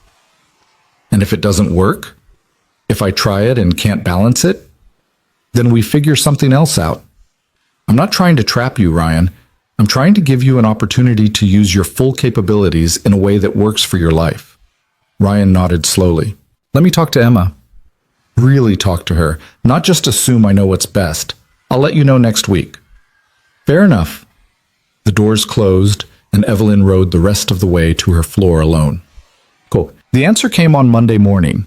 Evelyn was reviewing the weekend's anonymous feedback submissions, a system that had gone live Friday night and was already flooded with responses. When Kevin knocked, Ryan Cole is here, says he'd like a word. Send him in. Ryan entered wearing street clothes instead of his uniform, Emma beside him holding his hand. Miss Cross. Ryan took a breath. Emma and I had a long talk this weekend about what we both need, what we both want, and how to balance those things. And we decided we'd like to try this, if the offer's still open. Evelyn felt a smile spread across her face, genuine, uncontrolled. The offer's still open. I have conditions. Name them. I work 9 to 5, Monday through Friday. I pick Emma up from school at 3:30, which means I leave at 3. I make up those hours in the morning or during lunch, but I don't miss her pickup. No weekend work except genuine building emergencies, and even then I get compensated time off. I get 2 weeks to train my replacement in custodial and transition my knowledge. And if this doesn't work for any reason, I can return to my old position without stigma. Agreed to all of it. Ryan blinked. Just like that? Just like that. You're the most competent person I've met in this building, Ryan. And I'm not going to lose you because I couldn't be flexible about hours. Emma tugged her father's hand. Told you she'd say yes. Yeah, you were right. Ryan looked at Evelyn. When do I start? 2 weeks from today? That gives you time to transition and me time to set up your team and office. I get an office? You get whatever you need to do the job well. Office, equipment, budget authority, direct line to me for emergencies. Evelyn pulled up a document on her computer. HR will handle the formal offer letter, but I wanted to tell you myself, thank you. For agreeing to this, for challenging me when I needed it, for showing me what leadership actually looks like. Ryan shook his head slightly. I didn't do anything special. You did. You just don't think it's special because you're the kind of person who does the right thing automatically instead of calculating the cost first. Emma beamed. My dad's the best. Yeah, Evelyn agreed. He really is. They left, Emma chattering excitedly about telling her teacher her dad got a promotion, Ryan looking bemused and slightly overwhelmed. Evelyn sat back in her chair, looking out at the city, and felt something settle in her chest. This was what transformation felt like, not the big dramatic speeches or policy changes. The small human moments where people chose trust over fear. 3 months later, Evelyn stood in the same auditorium for the quarterly town hall. The room was just as packed, but the energy was different. Less suspicious, more engaged. People actually asked questions about strategic direction, not just whether they'd get fired for speaking up. The changes were showing results. Employee satisfaction scores had jumped 15 points. Turnover was down 30%. 3 former employees had reapplied and been rehired, including Marcus Chen from Google, who'd taken a slight pay cut to come back to what he said was finally a place I want to work. The infrastructure upgrades were ahead of schedule, overseen by Ryan, who'd proven to be exactly as competent as Evelyn had hoped. He'd restructured the entire facilities department, cross-trained staff, and implemented preventive maintenance protocols that had reduced system failures by 60%. And he left every day at 3 to pick up Emma from school. After the town hall ended, Evelyn found him in the lobby, reviewing something on a tablet with 2 members of his team. "Got a minute?" she asked. Ryan nodded to his team and walked with her toward the windows overlooking the city. "How's it going?" Evelyn asked. "Good. Busy. I forgot how much I like solving complex problems." He gestured at the building around them. "This place is a mechanical puzzle. Every system interconnected, everything affecting everything else. It's fascinating." "And Emma?" "She's great. Proud as hell of her old man, which is both wonderful and embarrassing. She told her whole class I saved the building during the blackout. Now I'm apparently a superhero." Evelyn smiled. "You kind of are." "I just did what needed doing. That's what superheroes say." Ryan shook his head, but he was smiling. "What about you? How are you doing with all this change?" It was a simple question, but it hit deeper than he probably intended. "I'm learning," Evelyn said honestly. "I still slip into old patterns sometimes, get frustrated when things aren't perfect, want to control everything. But I'm getting better at catching myself, at remembering that leading through fear doesn't actually build anything sustainable." "And the board? They still support this?" "Mostly. Wilson is thrilled. Robert Kim still thinks I'm destroying the company. But the numbers are good, employee engagement is up, and we're winning contracts we would have lost under the old culture. So they're willing to let it continue." Ryan was quiet for a moment, looking out at the city. "Can I tell you something?" "Always. I wasn't afraid of you. That day, I walked into your meeting and told you that you were wrong. Everyone thinks I was brave, but I wasn't. I was just done being afraid. After Sarah died, after I lost everything that mattered, professional consequences stopped being scary. Getting fired couldn't hurt me worse than what I'd already survived." He turned to look at her. "But you? You were terrified. I could see it. Not of me, but of being wrong, of being imperfect, of showing any weakness at all. And I felt bad for you because that's a really exhausting way to live." Evelyn felt her throat tighten. "It was exhausting." "Is it still?" "Less. I'm still learning how to be human instead of perfect. Turns out it's harder than running a billion-dollar company." Ryan laughed. "Yeah, being human is pretty complicated, but at least you're trying. That's more than most people in your position would do." "I didn't have much choice. You made it pretty clear that what I was building wasn't sustainable. I suggested it. You chose to listen. That was the brave part." They stood together in comfortable silence, watching the evening settle over the city. Somewhere in the building, 4,000 people were wrapping up their workdays, heading home to families and lives that existed beyond these walls. People Evelyn now knew by name, whose struggles she understood, whose competence she valued. "Thank you," Evelyn said quietly. "For what?" "For not being afraid of me, for telling me the truth when everyone else was too scared, for showing me what it looks like to choose what actually matters instead of what's supposed to matter." Ryan nodded slowly. "You know what the really crazy thing is? You're not nearly as scary as you thought you were. You were just so convinced you had to be perfect that you made everyone around you terrified of being human. But underneath all that armor, you're just a person trying to do good work, same as the rest of us." "That's the crazy thing? That I'm human?" "No. The crazy thing is that being human makes you a better leader than being perfect ever did. Evelyn felt something release in her chest, the last piece of armor falling away, leaving her standing in the aftermath of transformation. Vulnerable, imperfect, human. And strangely, that felt like freedom. "I should get going," Ryan said. "Emma has a school project due tomorrow, and I promised I'd help." "What's the project?" "Biography of someone she admires. She's writing about her mom." His voice softened. "Says her mom taught her that being smart is good, but being kind is better. That you can be both strong and gentle. That the best people admit when they're wrong and keep trying to be better." She was wise. She was. And she'd be proud of Emma. Proud of how she's growing up brave and honest. Ryan started to walk away, then paused. "She'd probably be proud of you too, weird as that sounds. Sarah always believed people could change if they wanted to badly enough. That nobody's broken beyond fixing." He left, and Evelyn stood alone in the lobby as the building emptied around her. She thought about Sarah Cole, a woman she'd never met, who taught her daughter wisdom that a 9-year-old had used to help her father heal. She thought about Ryan, who'd lost everything and rebuilt a life based on what actually mattered instead of what he was supposed to want.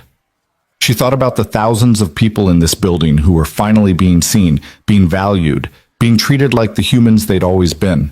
And she thought about herself, who she'd been, who she was becoming, and the strange, terrifying, beautiful journey between those 2 points. Her phone buzzed, a message from Wilson. "Board meeting next week. They want to discuss expansion plans. You ready?" Evelyn typed back, "I don't know, but I'll figure it out." Then she added, "And if I can't, I'll admit it and ask for help. Turns out that's allowed now." Wilson's reply was immediate. "Good. That's how I know the change is real." Evelyn gathered her things and headed for the elevator. As she waited, she caught her reflection in the polished doors. The same woman who'd stood in this spot 8 years ago when Anderson Technologies was just an idea and she was just an engineer with something to prove. She looked tired, older, less armored, more real. The elevator arrived and she stepped in, pressing the button for the parking garage. As the doors began to close, she saw the cleaning cart in the hallway. Ryan's replacement, a young man named Carlos who Ryan was training with the same care he brought to everything. The building would be clean in the morning. The systems would function. The invisible labor would continue, done by people she now knew by name and valued, not despite their positions, but because of the essential work they did. The elevator descended and Evelyn felt the weight of the day settle into her bones. Not the crushing weight of perfection maintained through fear, but the honest weight of real work done by real humans trying their best. It was heavy. It was also lighter than anything she'd carried before. At home that night, Evelyn did something she hadn't done in years. She called her mother. "Hi, Mom." "Evelyn, this is a pleasant surprise. Usually I only hear from you on holidays." "I know, I'm sorry about that." Evelyn kicked off her shoes and curled up on her uncomfortable designer couch. "I wanted to tell you something." "What's that?" "You were right. About perfection being a prison. About needing to be vulnerable to be free." Evelyn felt tears prick her eyes. "And I wanted to say thank you for telling me that, even though I wasn't ready to hear it at the time." Her mother's breath caught. "Oh, sweetheart, I'm so glad you're learning that. It's hard." "The best things usually are." They talked for an hour, really talked, building a bridge across decades of careful distance. When they finally said goodbye, Evelyn felt lighter somehow. She made herself dinner. Actual dinner, not takeout, not working through a meal at her desk. She ate slowly, watching the city lights through her windows, thinking about everything that had changed, and everything that was still changing. Before bed, she opened her laptop and started writing an email to the entire company. Not a policy announcement or strategic memo, but something simpler. To everyone at Anderson Technologies, thank you for giving me the chance to learn how to lead differently. For your patience as I figure out how to be human instead of perfect. For your courage in speaking up when I create space for honesty. For showing me every day what this company can be when it's built on trust instead of fear. I'm still learning, I'm still making mistakes, but I'm committed to doing better, being better, building better. Not because it's easy, but because you deserve leadership that sees you, values you, and trusts you to be the excellent humans you already are. Thank you for believing that change is possible. Thank you for proving that it works. Onward, Evelyn. She sent it at 11 p.m. and went to bed. By morning, there were 300 replies. Most of them just said, "Thank you for trying." And somehow, that was enough. Evelyn Cross had spent 20 years building an empire on fear and perfection. Now she was building something else, something messier, harder, more honest, something human. And for the first time in her adult life, she wasn't afraid of being seen, not powerful, not perfect, just human. And strangely, beautifully, impossibly, that felt like coming home.